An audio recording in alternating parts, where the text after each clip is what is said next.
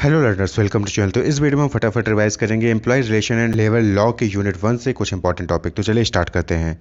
सबसे पहले है एम्प्लॉय रिलेशन मैनेजमेंट। तो एम्प्लॉय रिलेशन मैनेजमेंट से पहले है एम्प्लॉय रिलेशन क्या होता है। तो देखिए, एम्प्लॉयर और एम्प्लॉय के बीच में रिलेशनशिप को मैनेजर या फिर जो एम्प्लॉय होते हैं उनके बीच में जो रिलेशनशिप होता है उसी को हम क्या कहते हैं, एम्प्लॉय रिलेशनशिप कहते हैं। एम्प्लॉयर मतलब कि जो एम्प्लॉय को रिक्रूट करता है, उनको सैलरी देता है, उनको वेजेस देता है उनके काम के बदले, और एम्प्लॉय जो पर्सन जो किसी ऑर्गेनाइजेशन में एज अ एम्प्लॉय काम करता है, वर्क करता है कंपनी के ऑर्गेनाइजेशन के ऑब्जेक्टिव को अचीव करने के लिए, तो वो एम्प्लॉय कहलाता है। एम्प्लॉयर और एम्प्लॉय के बीच में रिलेशनशिप को क्या कहते हैं, एम्प्लॉय रिलेशन कहते हैं। Relationship between employer and employee या फिर relationship between manager and their team members, तो इनके बीच में कैसा रिलेशन है उसी को एम्प्लॉय रिलेशन कहते हैं। ठीक, तो एआरएम क्या हो जाएगा, employee relation management. Employee relation management simple हो गया कि मैनेजिंग द एम्प्लॉय रिलेशन, यानी कि एम्प्लॉयर और एम्प्लॉय के बीच में कैसा रिलेशन हो, एम्प्लॉय एम्प्लॉय के बीच में कैसा रिलेशन हो, उसको मैनेज करना ही क्या कहलाता है, ईआरएम कहलाता है, यानी कि एम्प्लॉय रिलेशन मैनेजमेंट कहलाता है। ERM refers to managing the relation between the various employees in an organization, is a process that companies use to effectively manage all interaction with employees ultimately to achieve the goal of the organization। तो एक तरीके से क्या हो गया, ERM ERM एक process हो गया जहाँ पे कंपनी जो है इफेक्टिवली मैनेज करती है interaction between all employees. Employees आपस में कैसे बात कर रहे हैं, एम्प्लॉयज एम्प्लॉयर से कैसे बात करें, मैनेजर से क्या रिलेशन है उनका, उसको मैनेज करना ही क्या कहलाता है, एम्प्लॉय रिलेशन मैनेजमेंट कहलाता है, जिससे कि जो ऑर्गेनाइजेशन का गोल है वो अचीव हो सके। Refers to an organisation efforts to create and maintain a positive relationship with its employee. तो यहाँ पे मेन मोटिव क्या होता है कि पॉजिटिव रिलेशनशिप जो है एम्प्लॉयज़ के साथ मेंटेन हो सके, इसलिए ऐसा ऑर्गेनाइजेशन एफर्ट करती है, क्रिएट करती है और मेंटेन करती है positive relationship between the employer and employees, manager and team members. तो इसी को क्या कहते हैं, employ relation management.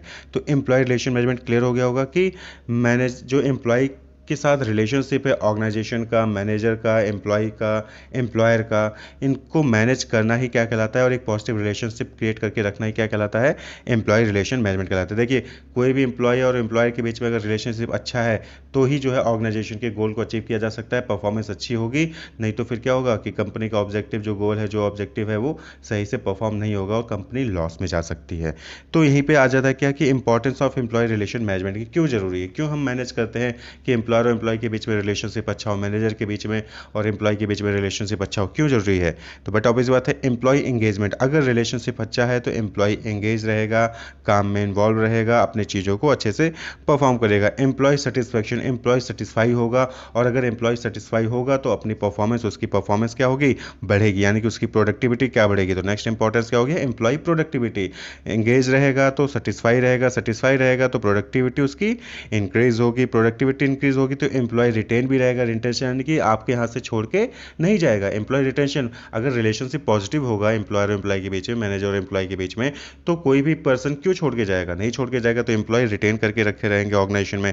Employ advocacy, यानी कि अगर पॉजिटिव रिलेशनशिप है तो एम्प्लॉय एडवोकेट करेगा आपकी ऑर्गेनाइजेशन के लिए। आपके ऑर्गेनाइजेशन में मैं काम कर रहा हूँ और आपके ऑर्गेनाइजेशन से मैं खुश नहीं हूँ, तो मैं बाहर क्या कहूँगा, बाहर कहूँगा कि यार वो कंपनी बेकार है, वहाँ मत जाना।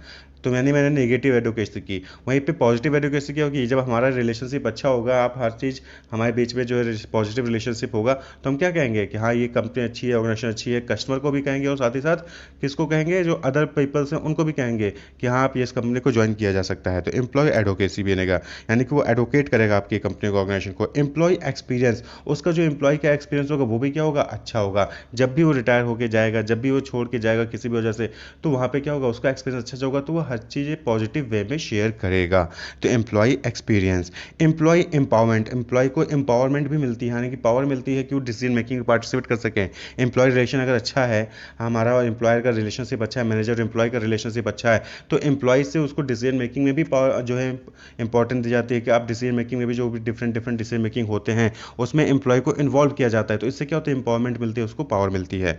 तो ये इंपॉर्टेंस है कि अगर एम्प्लॉयर और एम्प्लॉय के बीच में रिलेशनशिप अच्छा है तो एम्प्लॉय जो है इंगेज रहेगा, सेटिस्फाई रहेगा, प्रोडक्टिविटी बढ़ेगी, ऑब्जेक्टिव अचीव होगा, रिटेंशन होगा, रोक के रखा जाएगा, एडवोकेसी करेगा एम्प्लॉय, एक्सपीरियंस उसका अच्छा होगा और वो एम्पावरमेंट भी होगा।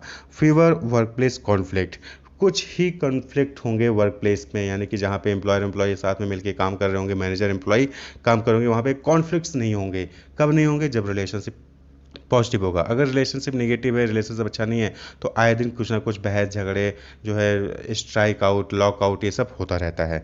तो ये सब होता रहेगा। लेकिन अगर रिलेशन अच्छा है, रिलेशनशिप मैनेजमेंट करके चल रही है ऑर्गेनाइजेशन, तो वहाँ पे वर्क प्लेस पे कॉन्फ्लिक्ट नहीं होगा। तो ये कुछ इंपॉर्टेंस है। अब बात कर लें कि एम्प्लॉय रिलेशन मैनेजमेंट टूल, यानी कि एम्प्लॉय के साथ जो रिलेशन है उसको कैसे आप मैनेज कर सकते हैं, क्या कुछ टूल्स हैं। तो देखिए, नॉर्मली टूल्स वही हैं कि भाई आपके यहाँ पे कोई भी आ रहा है काम करने, तो आप उसको वो सारी सर्विस प्रोवाइड करिए, वो सारी चीज़ें प्रोवाइड करिए, टाइमली प्रोवाइड करिए, अच्छे से प्रोवाइड करिए और प्यार से बात करिए, तो रिलेशनशिप का अच्छा होगा। आपके यहाँ पे घर पे कोई मेहमान आता है, अब आप उससे दुकार की बात कर रहे हैं, अच्छे से सीधे मुँह बात नहीं कर रहे हैं, रेस्पेक्ट नहीं दे रहे हैं, उसको चाय पानी नहीं पूछ रहे हैं, तो क्या रिलेशनशिप अच्छे होंगे? नहीं होंगे। तो सिंपल एम्प्लॉय रिलेशन में भी यही है कि एम्प्लॉयर के यहाँ पे जब एम्प्लॉय काम करने आता है, तो उसको उस तरीके से ट्रीट करिए, सैलरी टाइम पे दीजिए, उसको वर्किंग कंडीशन अच्छा दीजिए, चीज़ों में इन्वॉल्व करिए, बातें करिए, उसको रेस्पेक्ट दीजिए, तो क्या होगा? रिलेशनशिप अच्छा होगा। तो get to know your team on an individual level, यानी जो भी एम्प्लॉयज़ हैं उनको जानिए और इंडिविजुअल लेवल पे जानिए, एक एक करके, यानी कि ग्रुप के लीडर को जान रहे हैं, बाकी ग्रुप मेंबर को नहीं जान रहे हैं, सभी लोगों को इंडिविजुअल लेवल पे जानिए। ओपन कम्युनिकेशन, यानी कि सभी लोगों को सुनिए, लिसन टू द आर्ग्यूमेंट्स, जो भी कहा जा रहा है, जो भी एम्प्लॉय कह रहा है, हर लोगों को सुनिए, तब उनको लगेगा हाँ मुझे सुना जाता है, मैं अपनी बात को रख सकता हूँ। शो ग्रेटिट्यूड यानी रेस्पेक्ट शो करिए एक तरीके से सभी एम्प्लॉयज़ को। कंसिस्टेंट फीडबैक, सभी एम्प्लॉय से फीडबैक लीजिए कि क्या लगता है आपको, सारी चीज़ें सही चल रही हैं, वर्किंग कंडीशन अच्छी हैं, आपकी परफॉर्मेंस में कुछ आपको ट्रेनिंग की रिक्वायरमेंट तो नहीं है, या फिर आपके कोई कॉन्फ्लिक्ट्स हैं, कोई भी जो है परेशानी है, तो आप उसको शेयर कर सकते हैं। तो कंसिस्टेंट फीडबैक लीजिए। Invest in your employees, invest in employees means कि आप एम्प्लॉय पे खर्च करिए, उनकी ट्रेनिंग के लिए, उनकी डेवलपमेंट के लिए, उनके लिए सेमिनार वर्क जो है कॉन्फ्रेंस कंडक्ट करवाइए, उनको टूर पे विजिट करवाइए, तो इससे भी क्या होता है? रिलेशन अच्छे होते हैं। नेक्स्ट है ट्रेनिंग आपने invest in employee training, but obviously बात है कि एम्प्लॉय के अंदर कैलिबर को डेवलप करने के लिए, टेक्निकल नॉलेज को बढ़ाने के लिए उनको ट्रेनिंग भी आप प्रोवाइड कर सकते हो। इन तरीके से जो है आप एम्प्लॉय के साथ रिलेशनशिप मेंटेन कर सकते हैं। तो ये कुछ ही टेक्निक्स हैं। इसके अलावा बहुत सारी चीज़ें कि वर्किंग कंडीशन को इम्प्रूव कर देना, सैलरी वेजेस को टाइम पे देना, इंक्रीमेंट के साथ देना, तो इनसे भी क्या है? रिलेशनशिप मेंटेन होता है। तो ये कुछ टूल्स हैं। नेक्स्ट है आपका इंडस्ट्रियल रिलेशन। तो देखिए, एम्प्लॉय रिलेशन में क्या था कि एम्प्लॉयर और एम्प्लॉय, यानी मैनेजर या एम्प्लॉय या ऑर्गेनाइजेशन और एम्प्लॉय के बीच में रिलेशनशिप को मैनेज करना, ये एम्प्लॉय रिलेशनशिप मैनेजमेंट था। इंडस्ट्री रिलेशन होता है, इंडस्ट्री में जितने लोग हैं उनके बीच में कैसा रिलेशन है। अब देखिए, किसी इंडस्ट्री में कितने लोग होते हैं? एक तो एम्प्लॉयर होगा, यानी कि जो ऑर्गेनाइजेशन होगा, एम्प्लॉयज़ होंगे, ट्रेड यूनियंस होते हैं, लेबर यूनियंस होते हैं, गवर्नमेंट होती है, कोर्ट होता है, ट्रिब्यूनल होता है। ये सब मिलके क्या करते हैं? एक इंडस्ट्री कहते हैं। इंडस्ट्री क्या हो गया? जब बहुत सारे फर्म एक ही जैसा प्रोडक्ट बना रहे हैं, एक ही जैसा सर्विस प्रोवाइड कर रहे हैं, तो उन सबको मिला के हम क्या कहते हैं? इंडस्ट्री कहते हैं। तो इंडस्ट्री में कोई एक कंपनी नहीं होती, कोई एक एम्प्लॉय नहीं होता, वहाँ पे कई सारी कंपनीज होती हैं सेम नेचर की, कई सारे एम्प्लॉयज़ होते हैं, कई एम्प्लॉयज़ के अपने अपने यूनियंस होते हैं, जिसको आप ट्रेड यूनियन या फिर लेबर यूनियन कहते हैं। वो यूनियंस होते हैं, गवर्नमेंट होती है, स्टेट गवर्नमेंट के लॉज होते हैं, सेंट्रल गवर्नमेंट के लॉज होते हैं, और कोर्ट और जो है ट्रिब्यूनल भी होते हैं, जो डिस्प्यूट्स को सॉल्व करते हैं इन दोनों के बीच में। तो इंडस्ट्रियल रिलेशन मीन्स कि इन सब के बीच में कैसा रिलेशन है, उसी को इंडस्ट्रियल रिलेशन कहा जाता है। Is the complex interrelation between employer and employee, labour, trade unions, employer organisation and the state means की गवर्नमेंट। तो इनके बीच के कॉम्प्लेक्स इंटर रिलेशन को ही क्या शो करता है? इंडस्ट्रियल रिलेशन कहलाता है। Means relationship between all the stakeholders of any industry includes.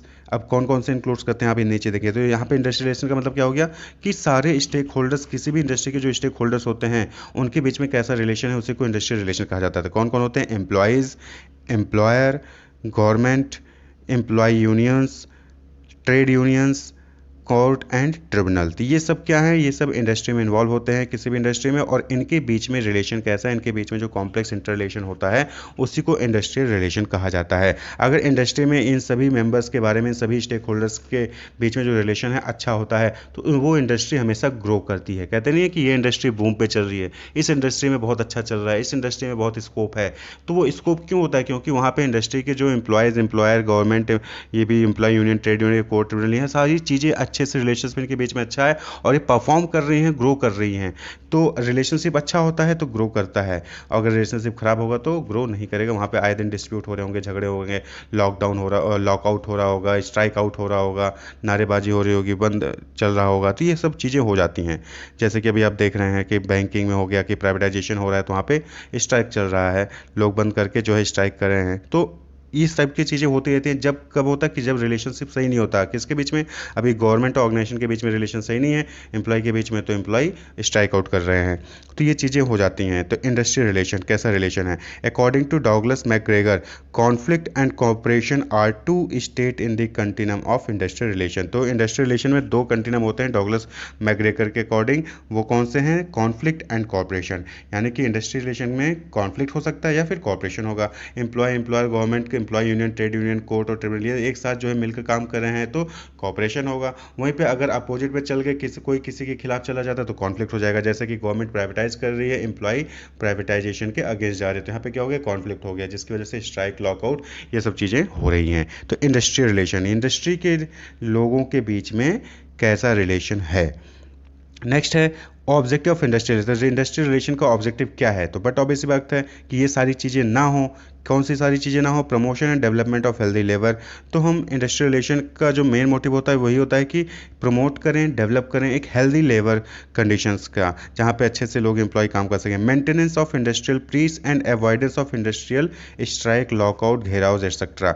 तो यहाँ पे क्या होता है कि इंडस्ट्रियल में, यानी किसी भी इंडस्ट्री में पीस रहे, अच्छे से काम को परफॉर्म किया जा रहा हो, इंडस्ट्रियल स्ट्राइक या लॉकआउट या घेराव जो होते हैं वो अवॉइड किया जा सके, वो ना हो, जैसा कि अभी बैंकिंग सेक्टर में हो रहा है। Development and growth of industrial democracy. Industrial democracy को डेवलप करना, ग्रो करना है। इंडस्ट्रियल डेमोक्रेसी का मतलब हुआ कि लोगों को पार्टिसिपेशन का मौका देना डिसीजन मेकिंग में, उसको ग्रो करना। Establish and foster sound relationship between worker and management by safeguarding their interest.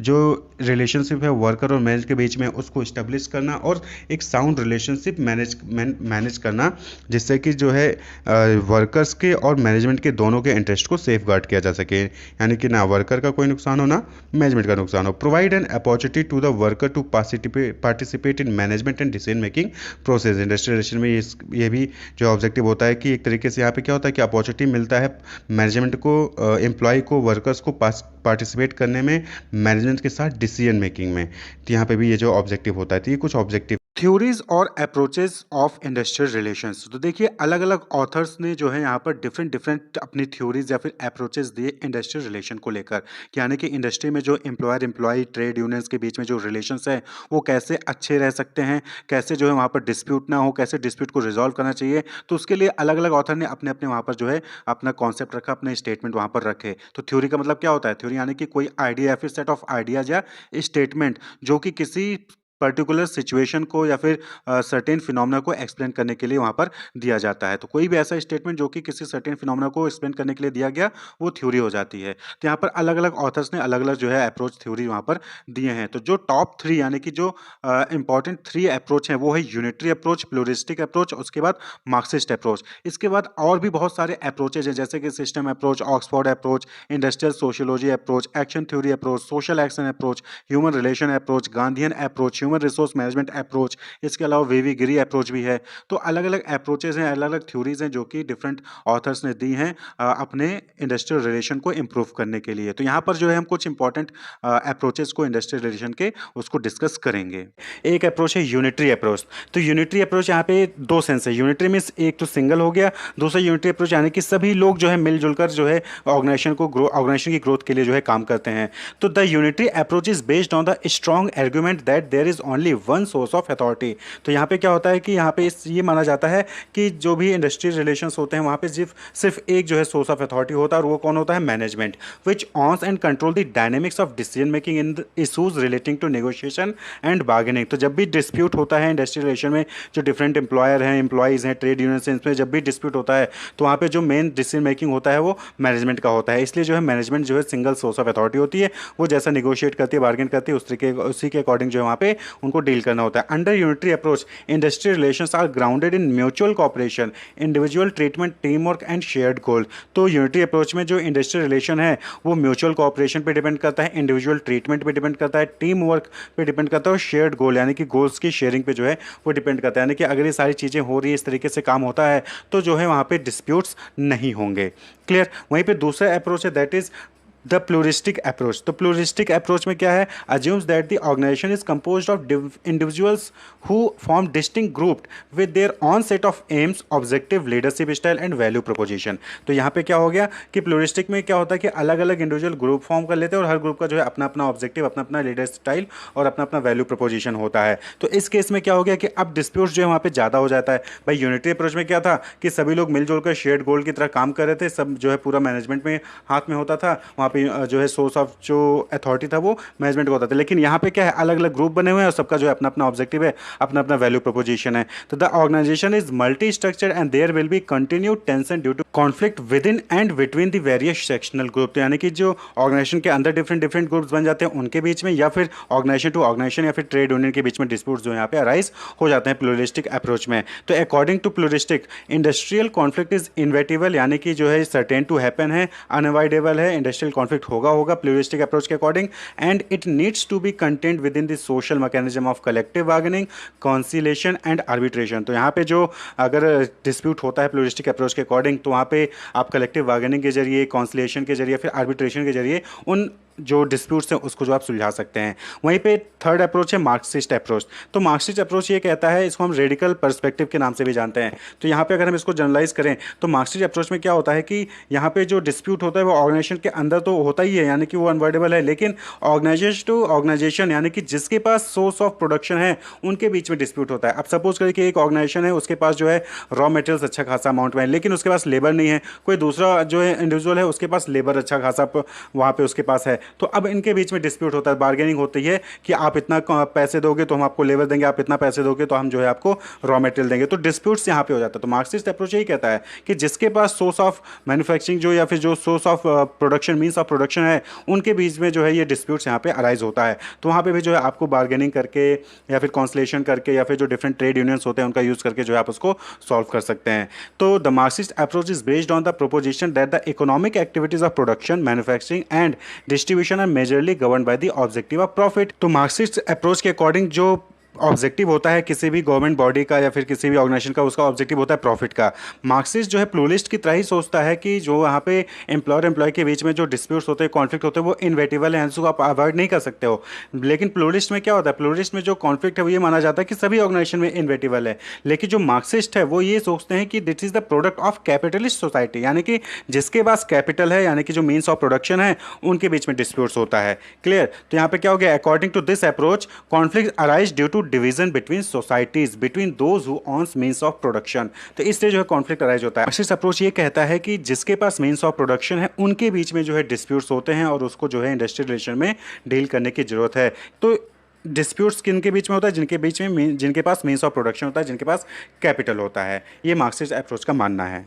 Industry में जो एम्प्लॉयर और एम्प्लॉय के बीच में रिलेशनशिप है वो अच्छे से रहे, एम्प्लॉयर और एम्प्लॉय के बीच में डिस्प्यूट्स ना हो, इंडस्ट्री में डिस्प्यूट्स ना हो, उसके लिए महात्मा गांधी जी ने अपना अप्रोच, अपनी थ्योरी जो है वहाँ पर दी थी, जिससे कि इंडस्ट्रियल रिलेशन अच्छा रहे।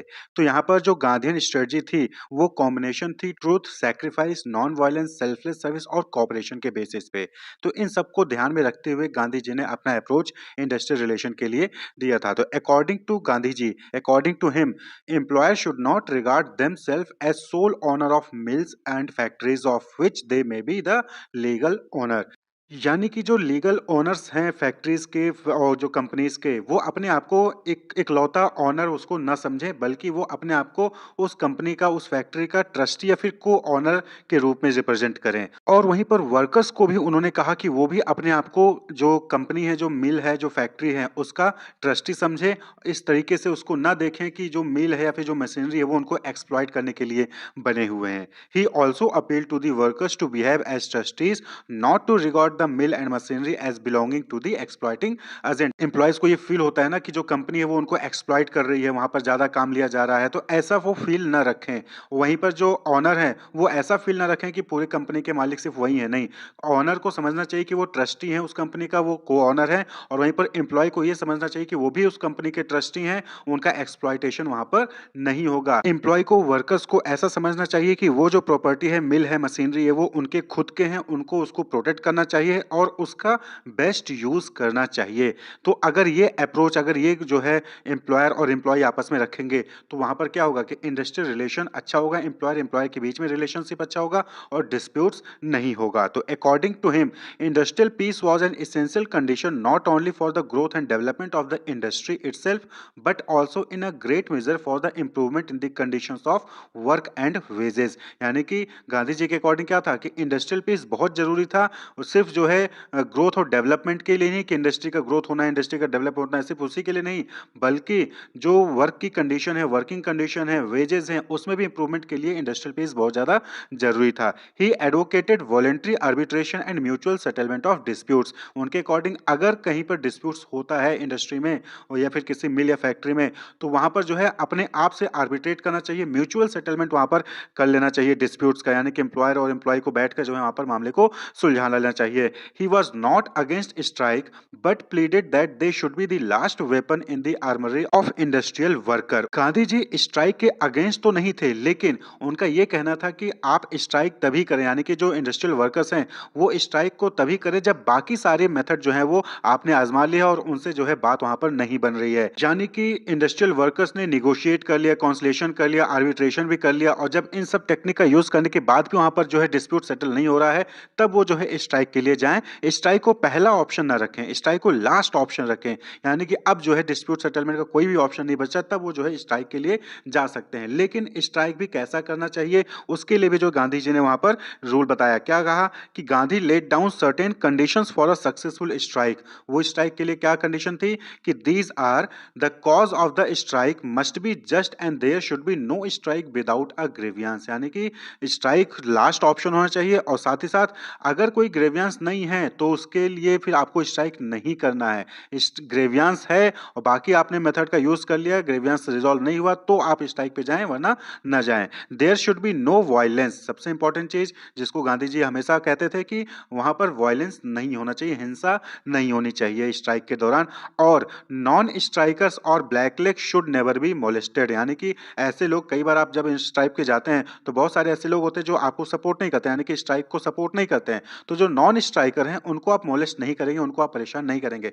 जो स्ट्राइक करना चाहते हैं वो करें, जो नहीं करना चाहते हैं उनको जबरदस्ती आप न खींचें। तो स्ट्राइक जब भी करते हैं तो इन तीन चीजों का भी ध्यान रखना चाहिए कि विदाउट ग्रेवियंस स्ट्राइक नहीं करना है, स्ट्राइक को लास्ट ऑप्शन रखना है, वहां पर स्ट्राइक के ड्यूरेशन में कोई भी वायलेंस नहीं करना है, और जो नॉन स्ट्राइकर्स हैं उनको मोलेस्टेट ना किया जाए। तो ये जो है गांधी जी का अप्रोच था, गांधीयन अप्रोच था regarding to industrial relation. Wish you all the best, keep watching. Next approach है वीवी गिरी अप्रोच। तो श्री वीवी गिरी जी जो कि लेट प्रेसिडेंट ऑफ इंडिया हैं, उन्होंने भी जो है इंडस्ट्रियल रिलेशन को लेकर अपना अप्रोच, अपनी थ्योरी वहां पर रखी थी। He suggested that every industry should set up bipartite machinery to resolve the industrial conflict, and this bipartite committee should consist of both management and trade union representative. तो श्री वीवी गिरी जी के अकॉर्डिंग क्या था कि इंडस्ट्रियल कॉन्फ्लिक्ट को resolve करने के लिए बाईपार्टेट machinery होनी चाहिए, और उस बाईपार्टेट मशीनरी में मैनेजमेंट और ट्रेड यूनियन के रिप्रेजेंटेटिव भी होने चाहिए। Giri's emphasise that voluntary effort of the management and the trade union should be there to resolve their differences through voluntary arbitration and collective bargaining rather than compulsory arbitration. यानी कि वीवी गिरी जी के according क्या था कि जो मैनेजमेंट है और जो ट्रेड यूनियन के रिप्रेजेंटेटिव हैं जो कि बाईपार्टेट मशीनरी में हैं, उनको जो है अपने जो भी डिफरेंसेस हैं, जो भी प्रॉब्लम्स है, डिस्प्यूट्स हैं, कॉन्फ्लिक्ट हैं, उनको जो है वॉलेंट्री आर्बिट्रेशन और कलेक्टिव बार्गेनिंग के जरिए जो है वहां पर सुलझा लेना चाहिए। कंपल्सरी आर्बिट्रेशन यानी कि कोर्ट कचहरी के चक्कर में नहीं पड़ना चाहिए। तो ये जो है वीवी गिरी जी का अप्रोच था इंडस्ट्रियल रिलेशन को लेके कि बाईपार्टेट मशीनरी वहां पर होनी चाहिए इंडस्ट्रियल कॉन्फ्लिक्ट को रिजॉल्व करने के लिए। मैनेजमेंट और ट्रेड यूनियन के दोनों के रिप्रेजेंटेटिव होने चाहिए उस मशीनरी में, और जो है उनको वॉलेंट्री और कलेक्टिव बार्गेनिंग का यूज करके वहां पर अपने डिस्प्यूट्स को वहां पर रिजॉल्व कर लेना चाहिए। क्लियर। वहीं पर नेक्स्ट अप्रोच है एल्टॉन मयो का ह्यूमन रिलेशन अप्रोच। तो जो ह्यूमन रिलेशन स्कूल है वो एल्टॉन मयो द्वारा फाउंड किया गया, लेकिन बाद में जो है रोथेल्सबर्गर, व्हाइटहेड, डब्ल्यू.एफ. व्हाइट एंड होमन्स, इन्होंने जो है अपना व्यू वहां पर जो है इंडस्ट्रियल कॉन्फ्लिक्ट और हार्मोनी को लेकर रखा ह्यूमन रिलेशन अप्रोच में। तो ह्यूमन रिलेशन अप्रोच देखिए, ह्यूमन रिलेशन यानी कि यहाँ पर किस पे फोकस किया जा रहा है कि जो इंडस्ट्री में एम्प्लॉयज हैं, एम्प्लॉयर्स हैं, उनके बीच में रिलेशन हो, कोऑपरेशन हो और वहाँ पर जो है एक दूसरे के साथ मिलकर जो है वो अपनी-अपनी नीड को फुलफ़िल कर रहे हों। यानी कि integration of people into work situation that motivates them to work together productively, cooperatively and with economic, psychological and social satisfaction. यानी कि ह्यूमन रिलेशन अप्रोच का मानना ये था कि जो इंडस्ट्री है वहाँ पर जो है लोगों को इंटीग्रेट करना चाहिए। जो भी वर्क सिचुएशन है, ऑर्गेनाइज़ेशन है या फिर फर्म है, कंपनी है, वहाँ पर लोगों को इंटीग्रेट करके रखना चाहिए जिससे कि लोग मोटिवेट हों, एक दूसरे के साथ मिलकर काम करें, कोऑपरेटिव होकर काम करें, प्रोडक्टिव होकर काम करें और इकोनॉमिक, साइकोलॉजिकल और जो सोशल सैटिस्फैक्शन है एक दूसरे का, वो वहाँ पर उनका फुलफिल हो। तो इस यानी कि यहाँ पर गोल क्या होना चाहिए ह्यूमन रिलेशन अप्रोच का कि to get people to produce, to cooperate through mutuality of interest and to gain satisfaction from their relationship। यानी कि ह्यूमन रिलेशन अप्रोच इन तीन चीज़ों पे फोकस करता है कि अगर ये तीन चीज़ें हो जाती हैं किसी भी ऑर्गेनाइजेशन में, इंडस्ट्री में, तो वहाँ पर फिर क्या होगा कि वहाँ पर जो है डिस्प्यूट होगा ही नहीं, लोग एक दूसरे के साथ मिलकर कोऑपरेट होकर काम करेंगे और एक दूसरे की जो भी नीड्स होगी वो वहाँ पर फुलफिल होगी। तो यहाँ पर क्या है कि लोगों से काम करवाएं, यानी कि लोगों को मोटिवेट करें कि वो काम करें, लोग एक दूसरे के साथ कोऑपरेट होकर काम करें, एक दूसरे के इंटरेस्ट को ध्यान में रखते हुए कोऑपरेट होकर काम करें और जो भी उनकी नीड्स हैं उनको जो है वो सेटिस्फाई हो वहाँ पर, यानी कि उनको सेटिस्फैक्शन मिले उस रिलेशनशिप से। और ह्यूमन रिलेशन अप्रोच जो है वो फोकस करता है कि एम्प्लॉय के मोरल को इंप्रूव किया जाए, एफिशिएंसी को इंप्रूव किया जाए और जॉब सेटिस्फैक्शन को इंप्रूव किया जाए। क्योंकि अगर एम्प्लॉय का मोरल, एफिशिएंसी और जॉब सेटिस्फैक्शन होगा तो वहाँ पर डिस्प्यूट होगा ही नहीं और इंडस्ट्री में रिलेशनशिप अच्छे डेवलप होंगे, अच्छे से बने रहेंगे। तो ये जो है एल्टॉन मेयो का ह्यूमन रिलेशन अप्रोच था, यानी कि किस पे फोकस किया गया, ह्यूमन के साथ रिलेशन पे, यानी कि इंडस्ट्री में, फर्म में, ऑर्गेनाइजेशन में जो ह्यूमंस हैं उनको इंटीग्रेट करने के ऊपर फोकस किया गया, वो एक साथ कोऑपरेट होकर काम करें उस पर फोकस किया गया। और यहाँ पर फोकस किया गया कि एम्प्लॉय के मोरल को बढ़ाया जाए, एफिशिएंसी को बढ़ाया जाए, जॉब सेटिस्फैक्शन को बढ़ाया जाए। क्योंकि अगर ये तीनों चीज़ें इंप्रूव होंगी तो जो है पीपल आपस में एक साथ मिलकर कोऑपरेट होकर काम करेंगे और जो है प्रोडक्टिविटी बढ़ेगी और जो सोशल, साइकोलॉजिकल, इकोनॉमिकल सेटिस्फैक्शन है वो भी वहाँ पर अचीव होगा। नेक्स्ट टॉपिक है the trends of industrial relation in India, यानी कि इंडिया में इंडस्ट्रियल रिलेशन को लेकर क्या ट्रेंड चल रहा है। तो देखिए इंडस्ट्रियल रिलेशन में क्या होता है कि यहाँ पर रिलेशन होता है, इंटरेक्शन होता है between the employer, employees, trade union and government. किस चीज़ को लेकर ये लोग किस चीज़ में फोकस करते हैं, working condition, wages, benefit, dispute resolution, यानी कि अगर किसी एम्प्लॉयज़ को, एम्प्लॉयर को, ट्रेड यूनियन को डिस्प्यूट है तो उसको रिजॉल्व करने के लिए, वर्कर पार्टिसिपेशन, इन सब चीज़ों को लेकर ये जो काम करते हैं एक साथ मिलकर, जिससे क्या हो, इंडस्ट्रियल डेमोक्रेसी हो, इंडस्ट्रियल डिस्प्यूट्स ना हो, शांति रहे, क्लियर, जिससे कि लोग अपने काम पर फोकस कर सकें और इकोनॉमी ओवरऑल जो कंट्री की इकोनॉमी है वो भी ग्रो करे। कंपनीज तो परफॉर्म करेंगी अच्छा, जब अच्छा माहौल रहेगा, एम्प्लॉयज अच्छे से परफॉर्म करेंगे और इसकी वजह से ओवरऑल इकोनॉमी भी क्या होगी, ग्रो होगी। तो अगर हम ट्रेंड्स को लेकर बात करें तो देखिए ग्लोबलाइजेशन बढ़ रहा है, क्लियर। अब जो है आप किसी भी कंट्री में जाकर अपना बिजनेस परफॉर्म कर सकते हो और 100% इन्वेस्टमेंट कर सकते हो दूसरे कंट्री में, क्लियर। तो ग्लोबलाइजेशन और इंक्रीज्ड कंपटीशन, कंपटीशन क्यों बढ़ रहा है भाई, पहले गिने चुने ही जो है सेलर्स थे, लेकिन अब देखेंगे अभी एक ही प्रोडक्ट को सेल करने के लिए मल्टीपल्स जो है सेलर्स हैं, तो कंपटीशन भी इंक्रीज हुआ है। तो ग्लोबलाइजेशन और कंपटीशन इंक्रीज होने की वजह से अब ये जो स्ट्राइक, लॉकआउट और जो छुट्टियां लोग लेके चले जाते थे, लॉकआउट की वजह से, स्ट्राइक की वजह से जो काम पर आदमी नहीं आते थे, ये सारी सिचुएशन क्या हो गई, खत्म हो गई हैं। अब ये सारी सिचुएशन नहीं देखने को मिलती है। अब नॉर्मली आप जो है प्राइवेट ऑर्गेनाइजेशन में खासकर आप स्ट्राइक और लॉकआउट्स को नहीं देखेंगे। हालांकि गवर्नमेंट में आप अभी भी देख सकते हैं कि कुछ यूनियंस हैं जो कि स्ट्राइक वगैरह कर देते हैं, लेकिन अब आपको रेयरली ही आपको ये चीज़ देखने को मिलेगी गवर्नमेंट या प्राइवेट में।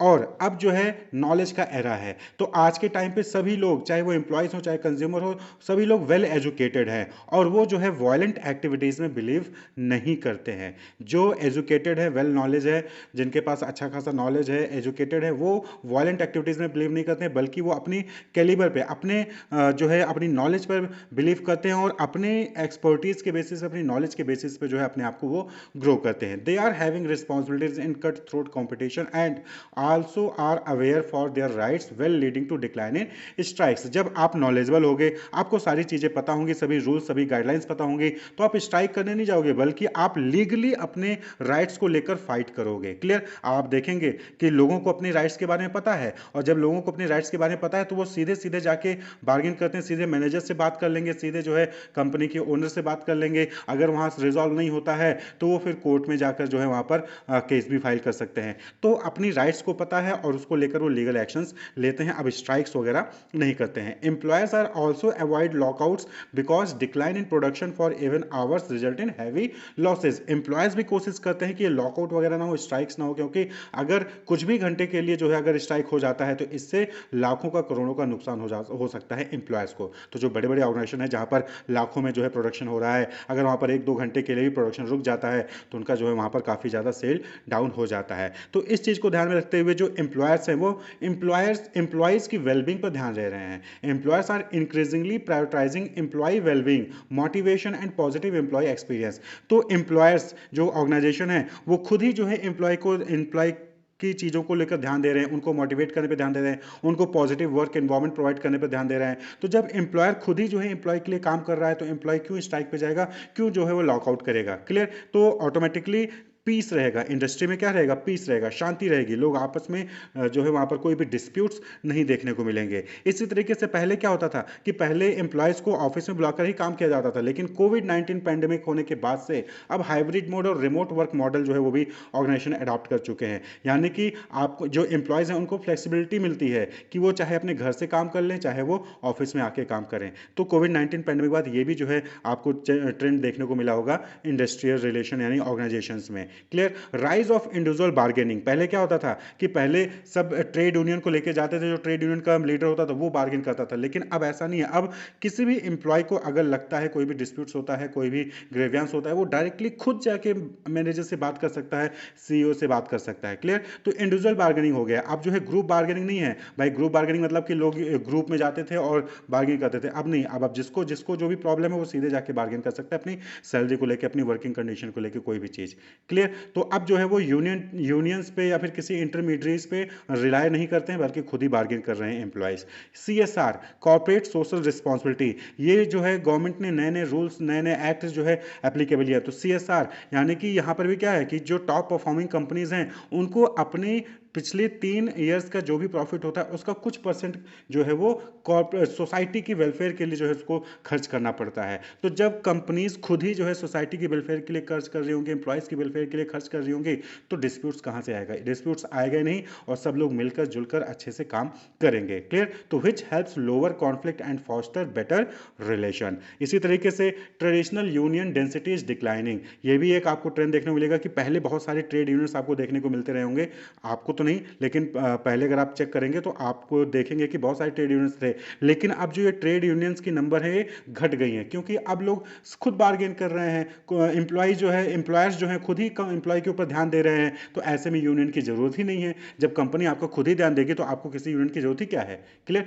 लोग यूनियन को इसीलिए ज्वाइन करते थे ना, जिससे कि वो अपनी राइट्स को, अपनी मांगे पूरी करवा सके। जब आपकी मांगे खुद ही एम्प्लॉयर्स जो है पूरी कर रहा है, आपको आपकी वेलबींग पर ध्यान दे रहा है, आपको पॉजिटिवली वर्क एनवायरनमेंट प्रोवाइड कर रहा है, तो आप क्यों किसी यूनियन को ज्वाइन करोगे। और जब यूनियन को ज्वाइन नहीं करोगे तो यूनियंस बनेंगे ही नहीं। क्लियर। तो यूनियन की जो संख्या है, डेंसिटी है, वो भी क्या हो रहा है, डिक्लाइन हो रहा है। क्यों, क्योंकि अब जो है डायरेक्ट एंगेजमेंट हो गया है, लोग खुद ही जो है बार्गेन कर रहे हैं, खुद ही जो है अगर कोई प्रॉब्लम आती है तो उसके लिए जो है लीगल एक्शंस ले रहे हैं, तो ऐसे में उनको जो है यूनियंस के पास जाने की जरूरत ही नहीं पड़ती। तो ये जो है कुछ आपको ट्रेंड्स देखने को मिलेंगे इंडस्ट्रियल रिलेशन को लेके इंडिया में। क्लियर। अब ये जो ट्रेंड्स हैं ये क्यों हैं, ये जो ट्रेंड्स आए हैं ये क्यों आए हैं, कौन से फैक्टर्स हैं जिसकी वजह से प्रेजेंट सिचुएशन है इंडस्ट्रियल रिलेशन का। तो सबसे पहला इंपॉर्टेंट फैक्टर टेक्नोलॉजिकल फैक्टर्स। भाई आप देखेंगे कि अब जो है तकरीबन सेक्टर में ऑटोमेशन हो चुका है, मैकेनाइजेशन हो चुका है, यानी कि बहुत सारे काम हैं जो कि ऑटोमेटिक मशीन द्वारा परफॉर्म किए जा रहे हैं। नई नई टेक्नोलॉजीज़ हैं जो कि जॉब सिक्योरिटी को रिड्यूस कर रहे हैं। यानी कि पहले लोगों को जॉब सिक्योर रहता था कि हाँ मैं नहीं करूँगा तो कौन करेगा, लेकिन अब क्या है कि आप नहीं करोगे तो कोई और करेगा, नहीं तो मशीन करेगा। क्लियर। तो जॉब सिक्योरिटी रिड्यूस हो चुकी है। वर्कर्स जो है एंग्जाइटी में रहते हैं कि कहीं उनकी जॉब खतरे में, कहीं उनकी जॉब चली ना जाए। क्लियर। और साथ ही साथ नए नए टेक्नोलॉजीज आ रहे हैं, तो ऐसे में एम्प्लॉयर को भी वहाँ पर जो है नए नए जो एम्प्लॉयज़ हैं जिनके पास वो स्किल है, जिनके पास वो नॉलेज है, एआई की नॉलेज है, तो ऐसे एम्प्लॉयज़ की जो है ऑर्गेनाइजेशन को भी जरूरत पड़ती रहती है। तो ऐसे में जो है कहीं ना कहीं इंडस्ट्रियल डिस्प्यूट जो है वो डिक्रीज हो चुका है, क्योंकि लोग अब यहाँ पर एक साथ मिलकर काम करना चाहेंगे। भाई डिस्प्यूट करोगे आपको निकाल के किसी और को हायर कर लेंगे, तो ये चीज़ें इशूज़ रहते हैं। तो automation and mechanisation organization. Digital tool, the use of computer, internet, mobile phone has changed the nature of work and the interaction between employers and employees. तो टेक्नोलॉजिकल फैक्टर एक कहीं ना कहीं एक बड़ा रीज़न है. इसी तरीके से अगला जो फैक्टर है दैट इज इकोनॉमिक फैक्टर. भाई मार्केट डिमांड चेंज हो रहा है, कंपटीशन देखेंगे आप लगातार बढ़ते जा रहा है, ग्लोबल इकोनॉमिक प्रेशर भी आता है अलग अलग कंट्रीज, जैसे कि अभी आप देखिए जो अलग अलग टैरिफ रेट्स टैरिफ वार चल रहा है, क्लियर, तो ग्लोबल इकोनॉमिक प्रेशर भी होता है. तो ऐसे में ये सब चीज़ें employment, wages, work force structure, इन सब को जो है ये इन्फ्लुएंस करते हैं. तो इसकी वजह से भी जो है अभी प्रेजेंट स्टेट जो है आईआर का वो है. नेक्स्ट जो है लीगल एंड इंस्टीट्यूशनल फैक्टर्स. पहले क्या होता था कि डिस्प्यूट्स होते थे तो उसको रिजॉल्व करने के लिए ट्रेड यूनियंस के पास वगैरह जाते थे, स्ट्राइक करते थे, लॉकआउट करते थे. लेकिन अब ऐसा नहीं है. अब जो है आप देखेंगे कि स्टेट गवर्नमेंट के खुद के लॉज हैं, सेंट्रल गवर्नमेंट के खुद के लॉज हैं, लेबर कोर्ट्स हैं, इंडियन लेबर कोर्ट्स हैं, इंडस्ट्रियल ट्रिब्यूनल्स बनाए गए हैं, इंडस्ट्रियल डिस्प्यूट ट्रिब्यूनल्स बनाए गए हैं. तो इन सब का इस्तेमाल करके जो भी डिस्प्यूट्स होता है वो जो है वहाँ पर रिजॉल्व किया जाता है और वर्कर के राइट्स को इंश्योर किया जाता है. तो इसकी वजह से भी अब क्या है, ट्रेड यूनियन खत्म हो गए हैं, ट्रेड यूनियन कम हो गए हैं, क्लियर, और इंडस्ट्रियल पीस भी बना रहता है. इसी तरीके से state and central government labour policies, आप जैसे हमने बताया कि इंडस्ट्रियल लेबर ऑर्गेनाइजेशन है, लेबर स्टैंडर्ड्स हैं, स्टेट खुद के जो है जो लेबर के लिए लॉज बनाते हैं, सेंट्रल गवर्नमेंट खुद के लिए जो है लेबर लॉज बना रहे हैं. तो अलग अलग लेबर लॉज है जिसकी वजह से जो वर्कर के राइट्स हैं उसको भी प्रोटेक्ट किया जाता है और एम्प्लॉयर के राइट्स को भी वहाँ पर प्रोटेक्ट किया जाता है. इसी तरीके से मैनेजियल एंड ऑर्गेनाइजेशनल फैक्टर है. आप पहले देखेंगे, पहले अथॉरिटेटिव मैनेजमेंट होता था, यानी कि बॉस ने जो कहा वो एम्प्लॉय को करना है. लेकिन अब ऐसा नहीं है, अब पार्टिसिपेटिव है एंड कंस्ट्रक्टिव अप्रोच है मैनेजमेंट का, जो कि कॉपरेशन और ट्रस्ट को इंप्रूव करता है. भाई जब एम्प्लॉयर एम्प्लॉय के साथ मिलकर ही डिसीजन मेकिंग करेगा, एम्प्लॉयर एम्प्लॉय के साथ मिलकर जो है बड़े बड़े डिसीजंस ले रहा है, तो ऐसे में एम्प्लॉय भी जो है मोटिवेटेड फील करता है, उसको लगता है कि हाँ वो ऑर्गेनाइजेशन का हिस्सा है, तो ऐसे में उससे डिस्प्यूट क्यों करेगा, क्लियर. तो इंडस्ट्रियल पीस इसकी वजह से भी रहता है. इसी तरीके से greater reliance on legal action. अब क्या हो गया है कि सब नॉलेजेबल है, सबको अपने अधिकार के बारे में पता है, सबको लॉज के बारे में पता है, लोग जो है लीगल एक्शन ही लेते हैं. वो जो है कंज्यूमर कम्युनिटी ग्रुप्स और अदर सिविल सोसाइटी इंस्टीट्यूशन के साथ अलायंस करते हैं और जो है अपने राइट्स को सेव करते हैं, सिक्योर करते हैं. तो लीगल एक्शन पे ज़्यादा रिलायंस हो चुका है. अब जो है स्ट्राइक और ये लॉकआउट पे ज़्यादा लोग नहीं जाते हैं. नेक्स्ट जो फैक्टर है that is focus on security. तो जैसा कि देख रहे हैं कि ग्लोबलाइजेशन बढ़ रहा है, कंपटीशन बढ़ रहा है, तो ऐसे में जॉब इनसिक्योर है सभी की. तो जो यूनियंस है वो भी किस पे फोकस करते हैं, हालांकि कम यूनियंस है लेकिन जो भी यूनियंस है वो भी फोकस कर रहे हैं कि जो बेनिफिट्स मिल रहा है एटलीस्ट वो बेनिफिट मिलता रहे और वर्कर्स के राइट जो है वो प्रोटेक्ट रहें, क्लियर. तो जिससे कि जो इकोनॉमिक अनसर्टेनिटी है, जॉब इनसिक्योरिटी है, वो कम हो जाए, इस पे भी फोकस किया जा रहा है, क्लियर. तो ये चीज़ें हैं, ये कुछ फैक्टर्स हैं जिसकी वजह से अभी प्रेजेंट स्टेट जो इंडस्ट्रियल रिलेशन का है वो इन सब फैक्टर की वजह से बना हुआ है. वो टेक्नोलॉजी अपग्रेडेशन हो रहा है, गवर्नमेंट के रूल रेगुलेशंस हैं, लॉज हैं, नॉलेजेबल हो रहे हैं, जो एम्प्लॉयज़ हैं वो भी वेल एजुकेटेड हैं, वो वायलेंस पे नहीं बल्कि लीगल एक्शन पे फोकस करते हैं, क्लियर. नेक्स्ट जो टॉपिक है that is linking industrial relation with economic growth of the country. कहने का मतलब है कि जो इंडस्ट्रियल रिलेशन है उसका किसी भी कंट्री के इकोनॉमिक ग्रोथ पर क्या इम्पैक्ट पड़ता है. तो देखिए सिंपल सी बात है, इंडस्ट्रियल रिलेशन कहने का मतलब है कि एम्प्लॉयर एम्प्लॉयज़, जो गवर्नमेंट है, इनके बीच में, जो कम्युनिटी है, इनके बीच में कैसा रिलेशन है. अगर किसी भी कंट्री के अंदर जो इंडस्ट्रियल रिलेशन है वो खराब है, पुअर है, यानी कि डिस्प्यूट्स हो रहे हैं, आए दिन हड़ताल हो रहा है, आए दिन स्ट्राइक हो रहा है, एम्प्लॉयर एम्प्लॉयज़ आपस में लड़े भिड़े हैं, क्लियर. तो ऐसे में क्या होगा, वहाँ पर इंडस्ट्रियल डिस्प्यूट्स होगा, इंडस्ट्रियल डिस्प्यूट्स होगा तो कंट्रोवर्सी होगी तो इसका नेगेटिव इंपैक्ट पड़ेगा, ठीक है, नेगेटिव इंपैक्ट पड़ेगा, प्रोडक्टिविटी कम हो जाएगी, कंपनीज अच्छे से परफॉर्म नहीं करेंगी, जीडीपी डाउन हो जाएगा, एक्सपोर्ट कर नहीं पाओगे, एम्प्लॉयर जो एम्प्लॉय हैं वो डिससेटिस्फाई होंगे, क्लियर. तो इंडस्ट्रियल अनरेस्ट जो है वो बढ़ जाएगा. तो ऐसे में जाहिर सी बात है कि इकोनॉमिक ग्रोथ क्या होगी किसी भी कंट्री की, कम हो जाएगी, नीचे जाएगी, क्लियर. तो इंडस्ट्रियल रिलेशन का पॉजिटिव इंपैक्ट है इकोनॉमिक ग्रोथ पर. इंडस्ट्रियल रिलेशन अच्छा है, कोई भी इंडस्ट्रियल डिस्प्यूट्स नहीं है, इंडस्ट्रियल पीस है, तो इकोनॉमिक ग्रोथ है किसी भी कंट्री का वो भी ज़्यादा रहेगा, इकोनॉमी ग्रो करती रहेगी. So, by fostering a productive, harmonious workplace where employees and employers with government support engage in a open communication and conflict resolution leads to, यानी कि जब हारमोनियस रिलेशनशिप होगा वर्क प्लेस पे, एम्प्लॉयर और employ के बीच में गवर्नमेंट का सपोर्ट होगा, तो ऐसे में प्रोडक्टिविटी इंक्रीज होगी और एम्प्लॉय की एफिशिएंसी, ऑर्गेनाइजेशन की एफिशिएंसी क्या होगी, इंक्रीज होगी. जब प्रोडक्टिविटी इंक्रीज होगी, ज़्यादा से ज़्यादा प्रोडक्शन होगा, तो जाहिर सी बात है कि जीडीपी कंट्री की ग्रो करेगी, ग्रॉस डोमेस्टिक प्रोडक्ट ग्रो करेगा, जीएनपी ग्रो करेगा, एक्सपोर्ट जो है इंक्रीज होगा। क्लियर? तो ये सारी चीज़ें क्या है, इकोनॉमी को ग्रो ही करेंगी। Enhanced worker moral and satisfaction, जब हार्मोनियस वर्क प्लेस होगा, पॉजिटिव वर्क एनवायरमेंट होगा जहाँ पर एम्प्लॉय अच्छे से काम कर सकेंगे, एम्प्लॉय के वेलबींग पर ध्यान दिया जाएगा, एम्प्लॉय को प्रॉपर ट्रेनिंग और डेवलपमेंट प्रोवाइड किया जाएगा, तो वर्कर का मोरल भी ज़्यादा रहेगा, सेटिस्फैक्शन रहेगा, वर्कर सेटिस्फाई रहेगा, तो जाहिर सी बात है कि वो अच्छा काम करेगा। जब अच्छा काम करेगा तो प्रोडक्टिविटी इंक्रीज करेगी और जीडीपी, एक्सपोर्ट, इकोनॉमी ग्रो करेगी। रिड्यूस इंडस्ट्रियल अनरेस्ट, यानी कि डिस्प्यूट्स मिनिमाइज होंगे। भाई सारा चीज़ें अच्छा है, सब मिलजुल कर काम कर रहे हैं, एक दूसरे के साथ जो है कॉपरेट कर रहे हैं, ट्रस्ट है, तो इंडस्ट्रियल अनरेस्ट भी कम होगा, यानी कि डिस्प्यूट्स कम होंगे। जब डिस्प्यूट्स कम होंगे तो इंडस्ट्रियल पीस बना रहेगा और सब लोग अपने काम पे फोकस करेंगे, जीडीपी, प्रोडक्शन, प्रोडक्टिविटी सब इंक्रीज करेगी। Clear? Ensuring a fair environment for both management and employee as well as for society.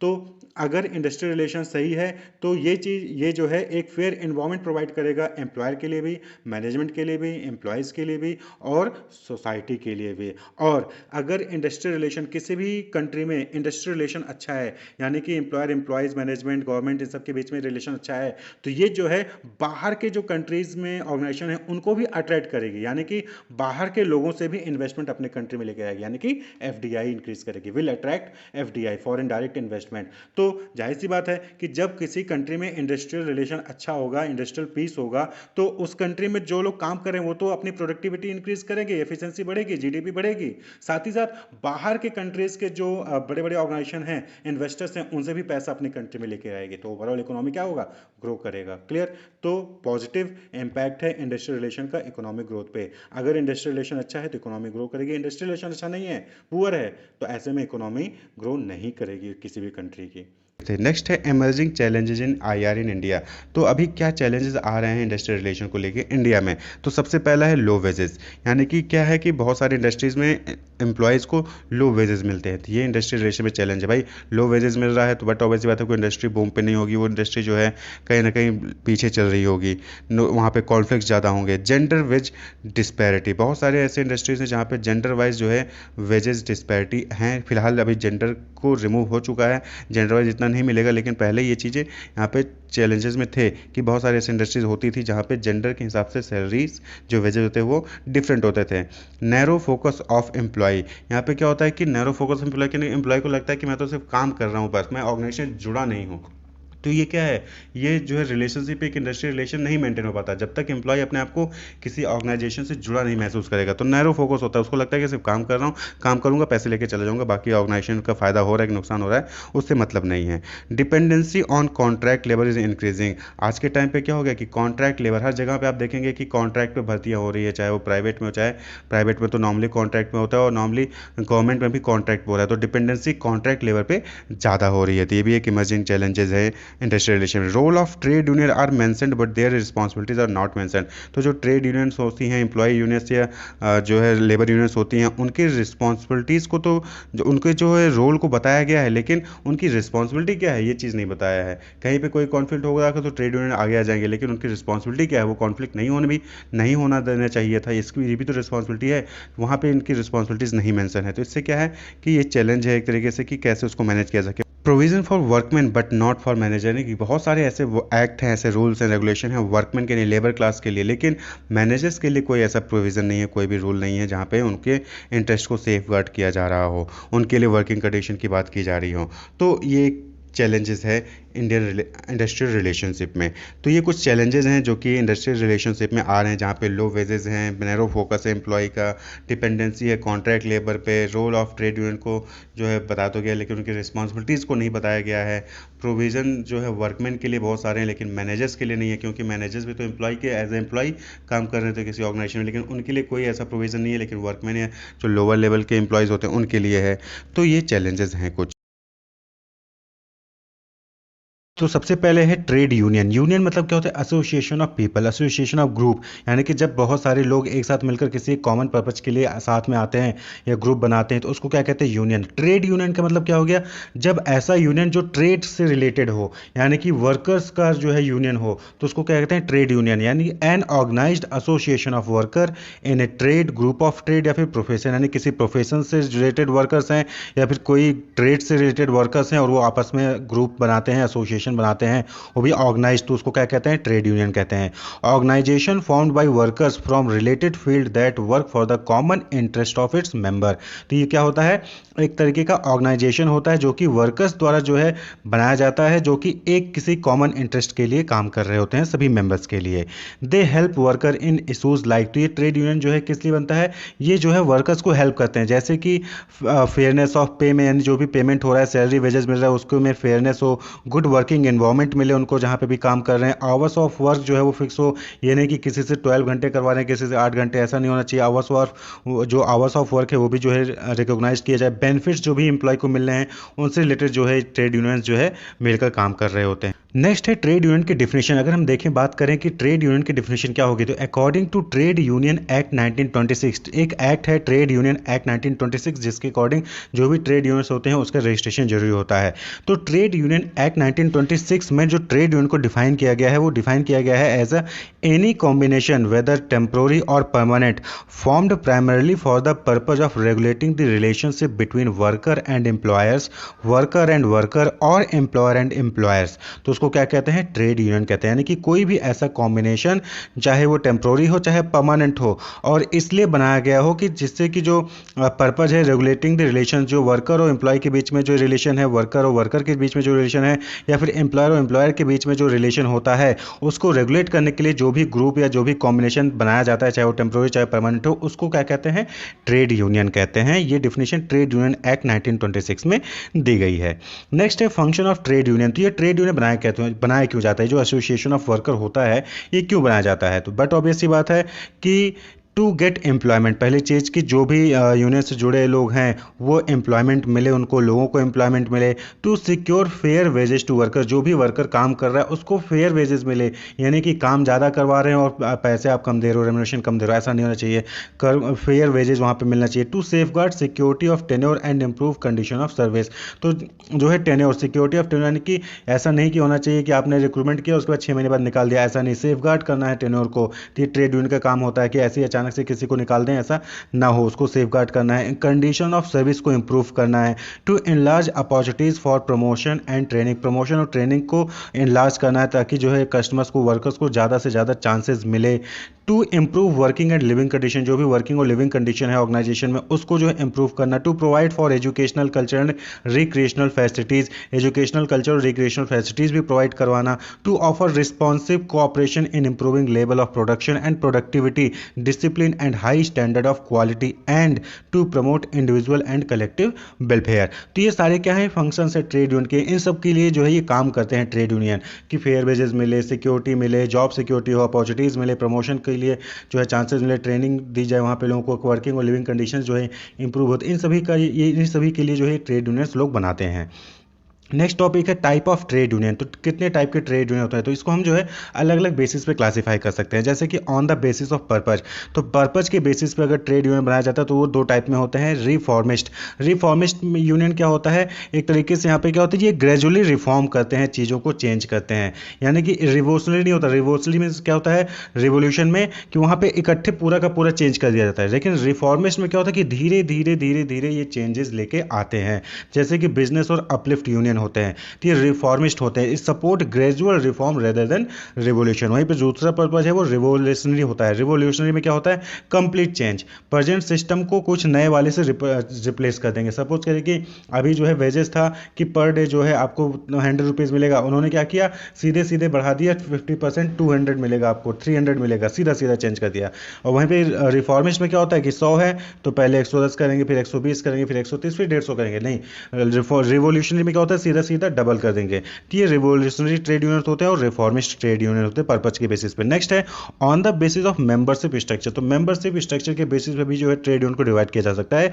Membership structure का मतलब क्या होगा कि उस यूनियन के मेंबर्स कौन है उसके बेसिस पे क्लासिफिकेशन। तो जैसे पहला है क्राफ्ट यूनियन। तो क्राफ्ट यूनियन क्या होता है, ऐसा यूनियन जहां पे स्किल्ड वर्कर्स का जो यूनियन होता है, जैसे म्यूजिशियन यूनियन, यहाँ पे जो है आपके स्किल के बेसिस पे अलग अलग यूनियन बने होते हैं। म्यूजिशियन का अलग होगा, डॉक्टर्स का अलग होगा, इंजीनियर का अलग होगा, तो उसको कहते हैं craft union. Union.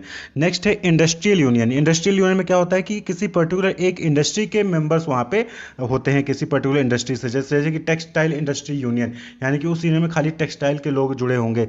Steel industry union, वहाँ पे स्टील से रिलेटेड जो जॉब कर रहे हैं वो लोग जुड़े होंगे, तो उसको कहते हैं इंडस्ट्रियल यूनियन। इसी तरीके से जनरल यूनियन। जनरल यूनियन क्या है, ये कॉमन पर्पज के लिए जो है यूनियन बनाया जाता है। यहाँ पे किसी भी पर्टिकुलर इंडस्ट्री से नहीं होता, किसी भी इंडस्ट्री से हो सकता है। आप एक मेंबर हो सकता है कि स्टील से, तो दूसरा मेंबर हो सकता है टेक्सटाइल से हो, तो उसको कहते हैं जनरल यूनियन। जैसे कि जमशेदपुर लेबर यूनियन, तो जमशेदपुर में जितने भी लेबर होंगे, चाहे जिस भी इंडस्ट्री में काम कर रहे हो, चाहे जो भी स्किल्स हो उनकी, उनको वो उस यूनियन से जुड़े होंगे, तो उसको कहते हैं जनरल यूनियन। नेक्स्ट है स्टाफ यूनियन। तो स्टाफ यूनियन में एक तरीके से ये कॉम्बिनेशन होता है क्राफ्ट और इंडस्ट्रियल का, नॉर्मली इन टर्सरी सेक्टर। ये जो स्टाफ यूनियन होता है ये टर्सरी सेक्टर में यानी कि सर्विस सेक्टर में पाया जाता है, तो इसको कहते हैं स्टाफ यूनियन। ये क्राफ्ट और इंडस्ट्रियल दोनों ही होता है इसमें। फिर है तीसरा basis on the basis of level of status, यानी कि लेवल या स्टेटस जो है आप जो है यूनियन बना सकते हैं, जैसे कि ब्लू कॉलर यूनियन और व्हाइट कॉलर यूनियन। तो ब्लू कॉलर यूनियन क्या हो गया, association of lower level worker. Blue collar employee किसको कहा जाता है, जो लोअर लेवल का काम करते हैं, जो नॉर्मली मैकेनिकल काम करते हैं, हाथों से, हाथों का यूज़ करके जो है वो काम कर रहे होते हैं, मैन्युफैक्चरिंग या प्रोडक्शन का जो है परफॉर्म कर रहे होते हैं, तो वो क्या कहते हैं, ब्लू कॉलर कहलाते हैं। तो ऐसे यूनियन जहाँ पे ब्लू कॉलर एम्प्लॉय जो है उसके मेंबर हों, तो उसको ब्लू कॉलर यूनियन कहते हैं। वहीं पे व्हाइट कॉलर यूनियन होता है जहाँ पे जो है हाई स्किल्ड वर्कर्स जो है इन्वॉल्व होते हैं, जैसे कि बैंकर हो गए, अकाउंटेंट हो गए, नॉर्मली जो ऑफिस में बैठ के काम करते हैं पेन पेंसिल का यूज़ करके, वो वाइट कॉलर एम्प्लॉय कहते हैं। और ब्लू कॉलर जो फील्ड में जाके हाथों से अपना काम कर रहे हैं उनको हम ब्लू कॉलर यूनियन एम्प्लॉय कहते हैं। तो ऐसे एम्प्लॉय जो ब्लू कॉलर एम्प्लॉय हैं उनका यूनियन को ब्लू कॉलर यूनियन कहा जाएगा। वहीं पे ऐसे एम्प्लॉय जो वाइट कॉलर हैं और उनके यूनियन को हम वाइट कॉलर यूनियन कहा जाता है। तो इस तरीके से हम जो है ट्रेड यूनियन को अलग अलग बेसिस पे डिवाइड कर सकते हैं। पर्पज के बेसिस पे रिफॉर्मिस्ट, रिवोल्यूशनरी, मेंबरशिप स्ट्रक्चर के बेसिस पे craft union, industrial union, general union और स्टाफ यूनियन, और लेवल या स्टेटस के बेसिस पे ब्लू कॉलर यूनियन और white collar union. Development of trade unionism. देखिए ट्रेड यूनियंस जो बने थे वो क्यों बने थे, एक्चुअली जब इंडस्ट्रियलाइजेशन वाला फेज था तो उस फेज में जो वेज अर्नर्स थे उनकी बहुत सारी नीड्स थी, बहुत सारी प्रॉब्लम्स थी जो कि ऑर्गेनाइजेशन द्वारा सॉल्व नहीं हो रही थी। तो उन अपनी नीड्स को, अपनी प्रॉब्लम्स को सॉल्व करवाने के लिए इन्होंने ग्रुप जो है बनाना स्टार्ट किया, और अपनी नीड को, जो वेज अर्नर्स हैं उनके नीड और उनकी प्रॉब्लम्स को सॉल्व करने के लिए ही ये जो ट्रेड यूनियंस थे ये बनना स्टार्ट हुए। तो 1851 की बात है कि जब 1851 में पहला कॉटन मिल जो है वो सेटअप हुआ था कैलकाटा में। सब्सिक्वेंटली बहुत सारे इंडस्ट्रियल इंटरप्राइजेज जो है वो इस्टेब्लिश होना स्टार्ट हो गए थे 19th सेंचुरी के सेकेंड हाफ में। क्लियर। तो पहला कॉटन मिल कलकत्ता में 1851 में जो है वो सेटअप हुआ था। तो उस वक्त जो ये वेज वर्कर अर्नर्स थे, वेज वर्कर्स थे, उस पीरियड में उनकी जो वर्किंग कंडीशन थी वो बहुत टफ थी। जो उनकी लिविंग कंडीशन थी लेबर्स की वो बहुत ही बैड थी। जो काम करने का समय था वो बहुत लंबा समय था, उनको जो है बीच में रिसेस जो है लंच ब्रेक वगैरह नहीं मिलता था, जो वेज था वो भी बहुत कम मिलता था, और जो जनरल लेबर कंडीशंस थी वो भी जो है बहुत ही खराब थी। क्लियर। शुरुआत है इंडस्ट्रियलाइजेशन के शुरुआती दौर में। तो ये बहुत सारी प्रॉब्लम्स जो है वो लेबर को, वेज अर्नर्स को जो है वो झेलनी पड़ रही थी।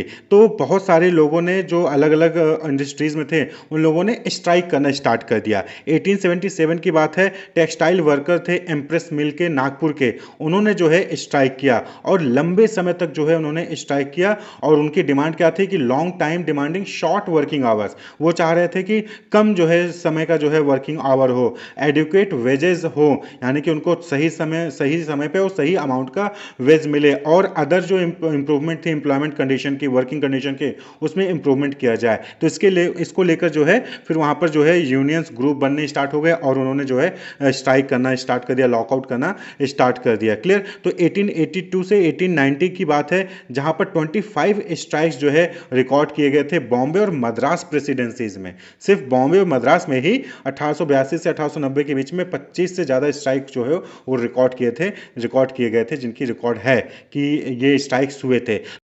तो बहुत सारे स्ट्राइक्स हो रहे थे। तो इसको देखते हुए 25 मार्च 1875 को गवर्नमेंट ऑफ बॉम्बे ने फर्स्ट बॉम्बे फैक्ट्री कमीशन जो है वो अपॉइंट किया था फैक्ट्री कंडीशन को इन्वेस्टिगेट करने के लिए।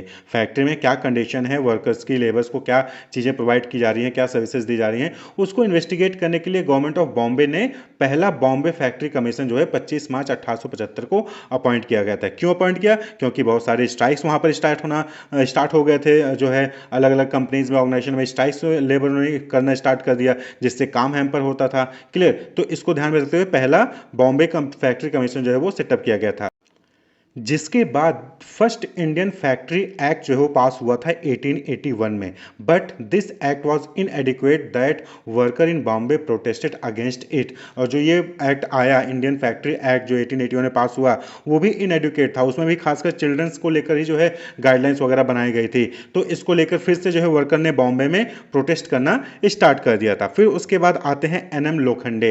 एनएम लोखंडे एक स्किल्ड वर्कर थे टेक्सटाइल मिल जो कि बॉम्बे में था, और एक सोशल रिफॉर्मर थे ऑफ सत्यशोधक समाज के वो रिफॉर्मर थे एनएम लोखंडे। तो उन्होंने जो है 2 पब्लिक मीटिंग्स जो है वो मिल ऑपरेटिव्स के बॉम्बे में कंडक्ट कराई थी सितंबर 1884 में, and had a memorandum signed by 5500 workers. तो उस टाइम पे 1884 की बात है, उस टाइम पे 5500 वर्कर्स के उन्होंने जो है मेमोरेंडम साइन कराया था, डिमांडिंग अ वीकली हॉलीडे। वहां पर डिमांड्स क्या थी कि उनको वीकली हॉलीडे मिले, जैसे कि अब संडे आपको हॉलीडे मिलता है, इसी तरीके से पहले हॉलीडेज वहां पर नहीं मिल पा रहे थे, तो वीकली हॉलीडे की उन्होंने डिमांड की। हाफ एन आवर रिसेस, आधे घंटे का बीच में लंच ब्रेक का डिमांड किया, और रेगुलर पेमेंट ऑफ वेजेस जो है सही समय पे नहीं मिलते थे, तो रेगुलर पेमेंट जो है वेजेस जो है वो सही समय पे मिले, इसकी जो है उन्होंने डिमांड की। और इसको जो है सबमिट किया अक्टूबर 1884 में सेकंड फैक्ट्री कमीशन को। सेकंड फैक्ट्री कमीशन बनी, उसको जो है इस रिपोर्ट को उन्होंने अक्टूबर 1884 में उसको सबमिट किया। किसने? NM Lokhande,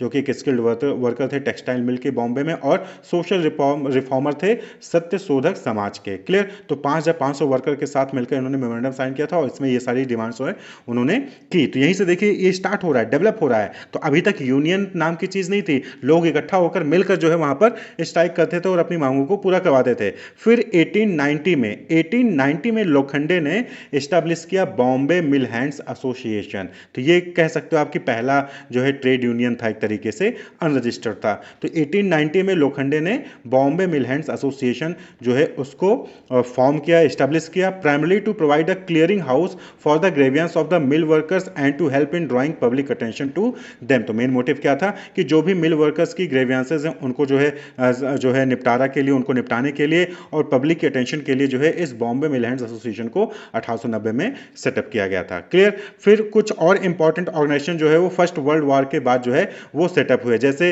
एमलगमेटेड society of railway servant of India and Burma, 1897 में इसको सेटअप किया गया। 1905 में प्रिंटर्स यूनियन कलकत्ता सेटअप हुआ, बॉम्बे पोस्टल यूनियन 1907 में आया। इसी तरीके से सोशल सर्विस लीग 1910 में इसको सेटअप किया गया। तो यानी कि उसके बाद जो है अलग अलग यूनियंस जो है वो वहाँ पर बनना स्टार्ट होना शुरू हो गए थे, लेकिन अभी भी रिकॉग्नाइज इनको नहीं किया जाता था, रिकॉग्निशन इन यूनियंस को नहीं मिलता था। फिर इंटरनेशनल लेबर ऑर्गेनाइजेशन जो है बहुत अलग अलग कंट्रीज़ में जो है वर्ल्ड वॉर 1 के बाद जो है बहुत अलग अलग कंट्रीज़ में लेबर को लेकर एक्सप्लॉयटेशन वहाँ पर हो रहा था। तो इसको देखते हुए 1919 में आईएलओ यानी इंटरनेशनल लेबर ऑर्गेनाइजेशन जो है वो जो है सेटअप किया गया था, और किसके तहत? एक ट्रीटी हुई थी वर्सेल्स में, उस ट्रीटी के तहत जो है इंटरनेशनल लेबर ऑर्गेनाइजेशन 1919 में सेटअप किया गया था वर्ल्ड वॉर 1 के बाद। फिर उसके बाद 1920 में 30 अक्टूबर 1920 में 64 ट्रेड यूनियन से, छोटे छोटे 64 ट्रेड यूनियंस थे, उन्होंने जिनके पास 1,40,854 मेंबरशिप थी, यानी कि 1,40,854 एम्प्लॉयज जो है उनसे, जो वेज वर्कर्स थे उनसे जुड़े हुए थे उन 64 ट्रेड यूनियन से। इन्होंने मिलकर एक कॉन्फ्रेंस जो है किया बॉम्बे में, और वहां पर इन्होंने इस्टेब्लिश किया all India Trade Union Congress यानी AITUC, जिसके प्रेसिडेंट कौन थे? पहले प्रेसिडेंट लाला लाजपत राय जी थे। क्लियर? तो पहला जो है अगर ऑफिशियल आप कह सकते हैं all India Trade Union Congress AITUC, ये लाला लाजपत राय जो कि फर्स्ट प्रेसिडेंट थे, ये सेटअप किया गया था। कौन लोगों ने मिलकर? 64 जो छोटे छोटे अलग अलग ट्रेड यूनियन थे उन्होंने मिलकर जो है AITUC को सेटअप किया। कब सेटअप किया? 1920, 30 अक्टूबर 1920 में।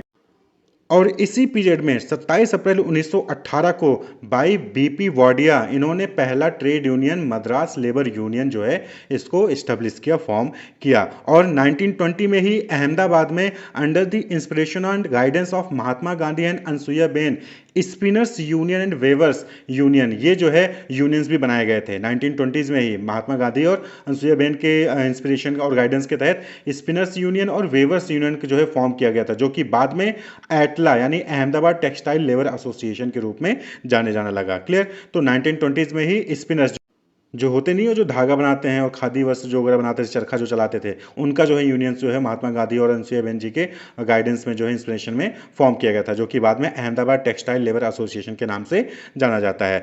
फिर उसके बाद ये जो यूनियन थे लीगलाइज नहीं थे, ये इनको लीगल रिकॉग्निशन नहीं मिला था। फिर 1921 में एफर्ट किया गया था एनएम जोशी द्वारा to introduce in Indian legislature a trade union legislation. Trade union को लेकर लेजिस्लेशन के लिए एनएम जोशी ने 1921 में एफर्ट किए थे, लेकिन सफलता मिली 5 साल बाद। 5 साल बाद 1926 में ट्रेड यूनियन एक्ट जो है वो इनैक्ट हुआ था।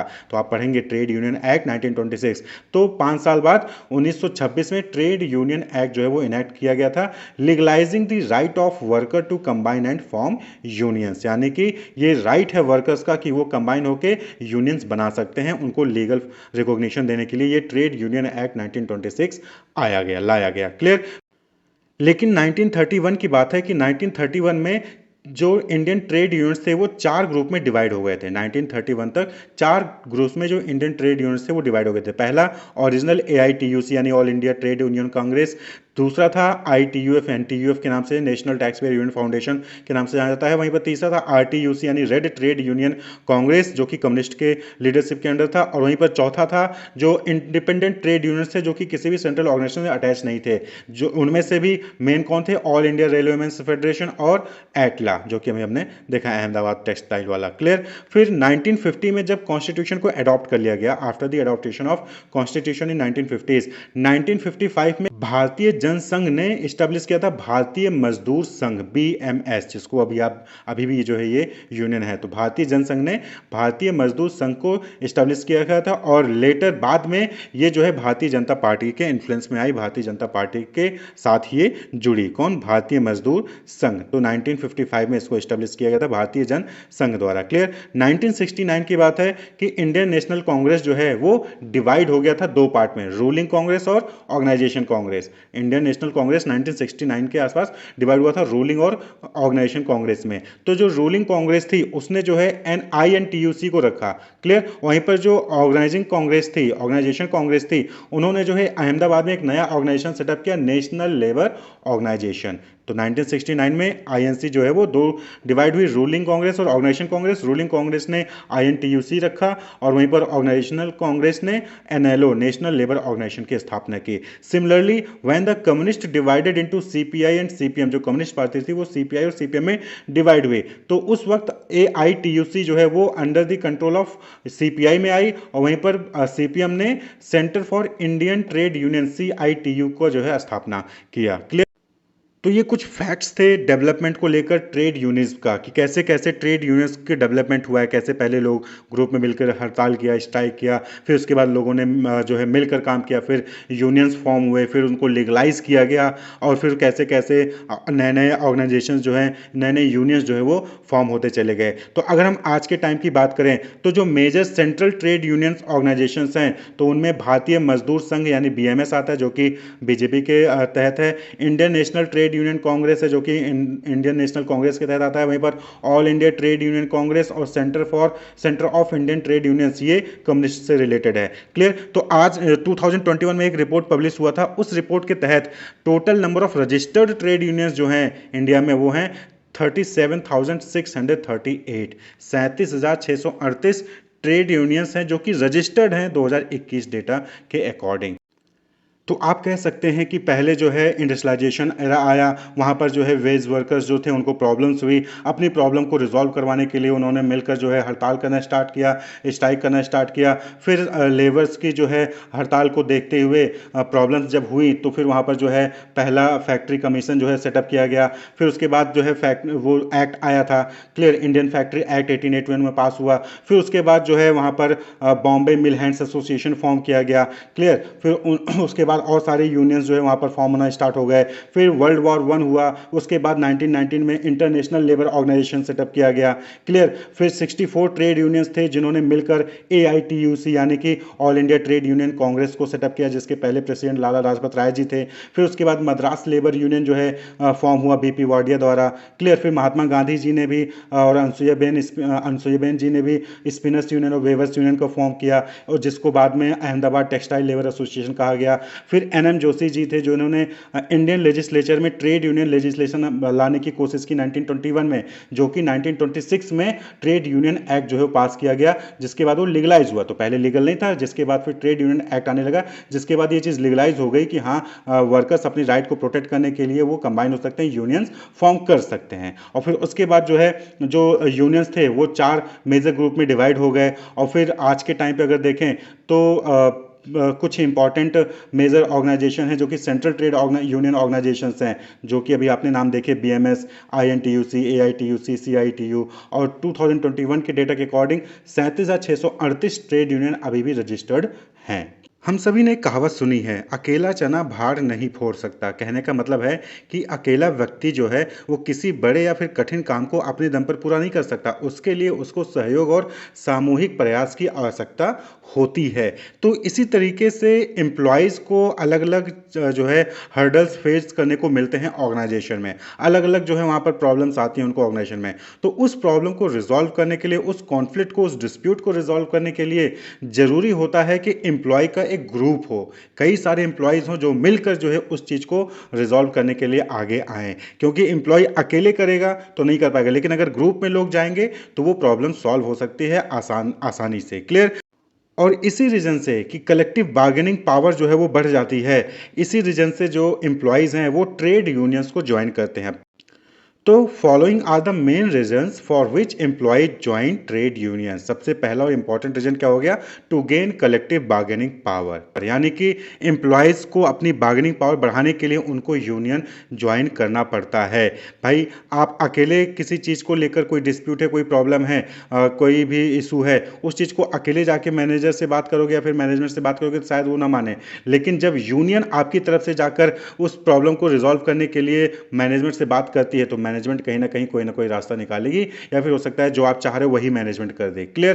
तो बार्गेनिंग पावर को इंप्रूव करने के लिए जो है बहुत ज़रूरी है कि एम्प्लॉय ट्रेड यूनियंस को ज्वाइन करे, और एम्प्लॉय इसीलिए ज्वाइन करता है। Improved wages and benefit, union जो है वो निगोशिएट करती है बेटर पे के लिए, पेंशन देने के लिए, पेड हॉलीडेज के लिए, दूसरे बेनिफिट्स के लिए, जो कि अगर वर्कर शायद अकेले करता तो नहीं मिलता, लेकिन जब यूनियन निगोशिएट करती है तो वर्कर्स को कहीं ना कोई बेनिफिट मैनेजमेंट की तरफ से मिल जाता है, जो कि अकेले जाता तो नहीं मिलता। Clear? Better working condition, working condition यानी कि जहां पर लेबर वर्क कर रहे हैं, जहां पर एम्प्लॉय वर्क कर रहा है, वहां की कंडीशंस अच्छी हों, सेफर वर्क प्लेस हो, फ्लेक्सिबल आवर्स हो, ठीक है, फेयर ट्रीटमेंट मिले सभी एम्प्लॉयज़ को, तो उसके लिए भी यूनियन ही जो है वो निगोशिएट करती है एम्प्लॉय मैनेजमेंट से, और यूनियन ही है जो प्रेशराइज भी करती है मैनेजमेंट को कि वो सही वर्किंग कंडीशन दे। अगर नहीं दिया मैनेजमेंट ने तो यूनियन जो है वो स्ट्राइक पे जा सकती है, लॉकआउट पे जा सकती है। क्लियर? तो इस डर से जो है मैनेजमेंट कहीं ना कहीं जो है वो यूनियन के साथ नेगोशिएट करने के लिए आ जाती है। जॉब सिक्योरिटी, यूनियंस जो है वो प्रोटेक्शन प्रोवाइड करती है अनफेयर डिसमिसल से या फिर आर्बिट्री डिसीजन से, जो कि मैनेजमेंट ले सकता है। इससे क्या होता है कि इससे एम्प्लॉय जो है स्टेबल रहता है, एम्प्लॉय जो है वो सेफ फील करता है, क्योंकि उसको पता है कि अगर उसको गलत तरीके से निकाला गया तो यूनियन उसके साथ खड़ा है, और यूनियन आगे आएगा, यूनियन जो है प्रोटेस्ट करेगा, वो जो है स्ट्राइक पे जा सकता है। तो जॉब सिक्योरिटी के लिए भी जो एम्प्लॉयज़ हैं वो यूनियंस को ज्वाइन करते हैं। क्लियर? अब आप अकेले हो, कोई यूनियन ज्वाइन नहीं किया है, आपको कंपनी निकाल दिया तो आप कहाँ जाओगे? आप अकेले लड़ नहीं सकते हो। लेकिन आपने कोई ट्रेड यूनियन ज्वाइन कर रखा है, एप्रोप्रिएट ट्रेड यूनियन ज्वाइन कर रखा है, और आपको गलत तरीके से अगर कंपनी निकाल रही है, मैनेजमेंट निकाल रही है, तो यूनियन आपके साथ खड़ा होगा, और वहाँ पर जो है प्रोटेक्शन जो है वहाँ पर आपकी जॉब को प्रोटेक्ट किया जाएगा, और वहाँ पर आपके लिए लड़ा जाएगा। Clear? Training and skill development, बहुत सारे ऐसे ट्रेड यूनियंस हैं जो कि ट्रेनिंग और प्रोफेशनल डेवलपमेंट की अपॉर्चुनिटीज़ प्रोवाइड करते हैं अपने मेंबर्स को। क्लियर? तो एम्प्लॉयज़ अपनी ट्रेनिंग पाने के लिए, स्किल को डेवलप करने के लिए भी जो ट्रेड यूनियंस हैं उनको ज्वाइन करते हैं। टू मिनिमाइज डिस्क्रिमिनेशन, बहुत सारे ऑर्गेनाइजेशन में पहले तो होता था, अब आज के टाइम पे तो डाइवर्सिटी है, लेकिन पहले क्या होता था कि जैसे अलग अलग बैकग्राउंड से जो लोग आते थे, या फिर अलग अलग जो इनकम ग्रुप के लोग होते थे, उनको जो है वहाँ पर डिस्क्रिमिनेट किया जाता था। कहीं पे के बेसिस पे, कहीं वर्क के बेसिस पे, कहीं ट्रांसफ़र के बेसिस पे डिस्क्रिमिनेशन होता था। जैसे प्रमोशन करना है तो मेरे जानने वाला है मैं उसको प्रमोट कर दूं, जो मेहनत कर रहा है लेकिन उसको उससे कोई लिंक नहीं है उसको मैं प्रमोट ही ना करूं, तो ये डिस्क्रिमिनेशन होता था। तो डिस्क्रिमिनेशन को मिनिमाइज करने के लिए भी एम्प्लॉय जो है वो ट्रेड यूनियंस को ज्वाइन करते हैं, क्योंकि ट्रेड यूनियन ज्वाइन करोगे तो जाहिर सी बात है वहाँ पर कई सारे लाखों एम्प्लॉयज़ होंगे, और जब लाखों एम्प्लॉय ऑर्गेनाइजेशन के अगेंस्ट खड़े हो जाएंगे तो ऑर्गेनाइजेशन को वहाँ पर झुकना पड़ जाता है। तो डिस्क्रिमिनेशन को मिनिमाइज करने के लिए भी एम्प्लॉयज ट्रेड यूनियन ज्वाइन करते हैं, और साथ ही साथ सेंस ऑफ बिलोंगिंगनेस, यानी कि जब एक ही जैसे लोग, भाई कोई भी ट्रेड यूनियन है तो उसमें सेम फील्ड के लोग ही तो उस ट्रेड यूनियन को ज्वाइन करेंगे। तो जब आप ही जैसे वर्कर्स जो है बहुत सारे लोग एक ही जगह एक यूनियन से जुड़े होते हैं तो आपको बिलोंगिंगनेस की फील आती है, यानी कि आपको लगता है कि हाँ आपके जैसे लोग हैं, आप उनसे जुड़े हुए हो। तो many employ joins a union because their coworkers are the member of union, क्योंकि आपके को वर्कर्स भी उस यूनियन के मेंबर्स हैं तो आप भी उस यूनियन के मेंबर्स बन जाते हो, और आपको लगता है कि हाँ सब आपके ही जानने वाले हैं, सब आपके दोस्त हैं। क्लियर? तो ये कुछ इंपॉर्टेंट रीजंस थे जिसकी वजह से जो एम्प्लॉयज़ हैं वो ट्रेड यूनियंस को ज्वाइन करते हैं। तो सबसे मेन और इंपॉर्टेंट रीजन होता है कलेक्टिव बार्गेनिंग पावर का, कि वेज है, बेनिफिट है, वर्किंग कंडीशन है, जॉब सिक्योरिटी है, इन सब चीज़ों के लिए जो है वो ट्रेड यूनियंस आपके साथ आकर खड़े रहते हैं। Wish you all the best, keep watching. Next है आपका ट्रेड यूनियन एक्ट 1926। तो देखिए जो ट्रेड यूनियन है उसको एक्चुअली रेगुलाइज करने के लिए, ऑर्गेनाइज करने के लिए ये एक्ट आया, और इस एक्ट के अकॉर्डिंग जो भी ट्रेड यूनियंस बन रहे हैं उनका रजिस्ट्रेशन जरूरी होता है। तो ट्रेड यूनियन एक्ट 1926 में आया था, the primary function of the trade union act was to protect the interest of worker against discrimination and unfair labour practices. तो जो प्राइमरी मोटिव था ट्रेड यूनियन एक्ट 1926 का, उसका मेन मोटिव था कि वो वर्कर के इंटरेस्ट को प्रोटेक्ट कर सके, ताकि उनके साथ कोई भी डिस्क्रिमिनेशन ना हो या फिर अनफेयर लेबर प्रैक्टिसेस उनके साथ कोई भी ऑर्गेनाइजेशन या एम्प्लॉयर ना कर सके, and also to stand up for their interest through the formation of trade union, और उनके लिए यानी कि वर्कर के लिए खड़े होना। और कैसे खड़े हो सकते हैं? ट्रेड यूनियन बना के खड़े हो सकते हैं। ये मेन मोटिव था। The act extend to the whole of India, तो एक्ट जो है वो पूरे इंडिया में लागू होता है, and applies to all kind of union of workers and association of employ. तो ये सभी काइंड पे यूनियन के काइंड जो होते हैं, डिफरेंट टाइप होते हैं, जो अभी आपने पीछे देखा, सभी पे इंप्लाई करता है, चाहे वो वर्कर का यूनियन हो चाहे वो एम्प्लॉयर का यूनियन हो। नेक्स्ट है which aim at regularising labour management relation. तो ये इसका मेन मोटिव क्या है कि वो रेगुलराइज कर सके जो भी लेबर और मैनेजमेंट का रिलेशन है उसको। तो ये ट्रेड यूनियन एक्ट 1926 का मोटिव था। तो अब बात कर लें कि objective and scope of trade union act 1926 क्या है। तो ऑब्जेक्टिव्स क्या है? Ensure security of workers. But obviously बात है ट्रेड यूनियन हम लोग इसीलिए बनाते हैं ताकि हम वर्कर को सिक्योर कर सकें, चाहे वो जॉब सिक्योरिटी की बात हो चाहे वो रिट्रेंचमेंट की बात हो, कि अचानक से आप जो है कंपनी निकाल दे रही है, ऐसा ना हो, जॉब सिक्योर रहे, कम से कम 5 साल 10 साल इस तरीके से जॉब सिक्योरिटी मिले वहाँ पे। तो इंश्योर सिक्योरिटी ऑफ वर्कर, ये ट्रेड यूनियन एक्ट का ऑब्जेक्टिव है। ऑब्टेन बेटर इकोनॉमिक रिटर्न, ये नहीं कि काम किए जा रहे लेकिन हमें कुछ पैसा नहीं मिल रहा है, फेयर वेजेस नहीं मिल रहे, तो बोनस, टाइमली पेमेंट, अलाउंसेज, इन सब चीज़ों से रिलेटेड जो ट्रेड यूनियन एक्ट जो है इसमें डील करता है। Secure power to influence management, trade union बनने से क्या होता है कि एक तरीके से पावर मिलता है जिससे कि मैनेजमेंट को इन्फ्लुएंस कर सकते हैं, चाहे वो डिसीजन मेकिंग में हो चाहे वो पार्टिसिपेशन की बात करें मैनेजमेंट में। Secure power to influence government, government को भी हम जो है इन्फ्लुएंस कर सकते हैं, ट्रेड यूनियन जो है वो इन्फ्लुएंस कर सकता है कि वो लेबर लेजिस्लेशन में चेंजेस लाए, चाहे वो वर्किंग कंडीशन को, सेफ्टी वेलफेयर को, रिटायरमेंट बेनिफिट को लेके हो, वो जो है गवर्नमेंट को इन्फ्लुएंस कर सकते हैं कि इस पर रूल लेके आए, इस पर एक्ट लेके आए।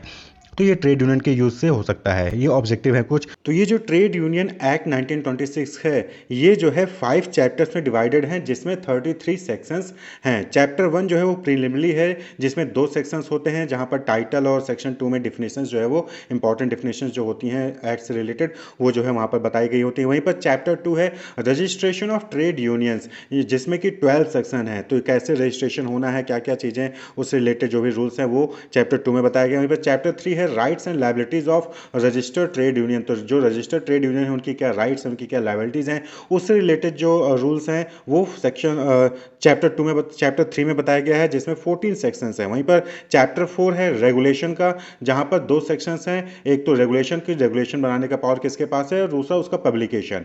तो चैप्टर 4 रेगुलेशन से रिलेटेड जहां पर 2 सेक्शन है। वहीं पर चैप्टर 5 है पेनल्टीज एंड प्रोसीजर्स को लेकर, जहां पर 3 सेक्शंस हैं, जिसमें बताया गया है कि अगर सही से डेटा जो है पब्लिश नहीं किया, सही से डेटा जो है फर्निश नहीं किया गया, या फिर अगर कोई डेटा इंफॉर्मेशन छुपाई गई तो उस केस में वहाँ पर पेनल्टीज फाइन्स भी लगाए जा सकते हैं। अब बात कर लें registration of trade union, important topic है। कि ट्रेड यूनियन का रजिस्ट्रेशन कैसे होता है। तो देखिए, ट्रेड यूनियन का रजिस्ट्रेशन ट्रेड यूनियन एक्ट 1926 के अकॉर्डिंग जो है, सबसे पहले हर स्टेट में एक रजिस्ट्रार सेटअप किया जाता है। तो सेक्शन 3 में बताया गया कि अपॉइंटमेंट ऑफ रजिस्ट्रार।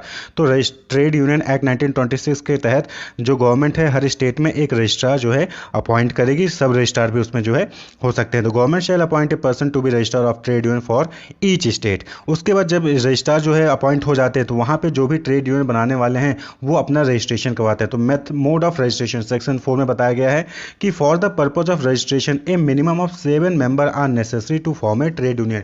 यानी कि कोई भी ट्रेड यूनियन अगर बनाना है तो वहाँ पे कम से कम 7 मेंबर होने चाहिए, और साथ ही साथ minimum 10% of 100 worker whichever is less are employed in the related industry और इस्टेब्लिशमेंट।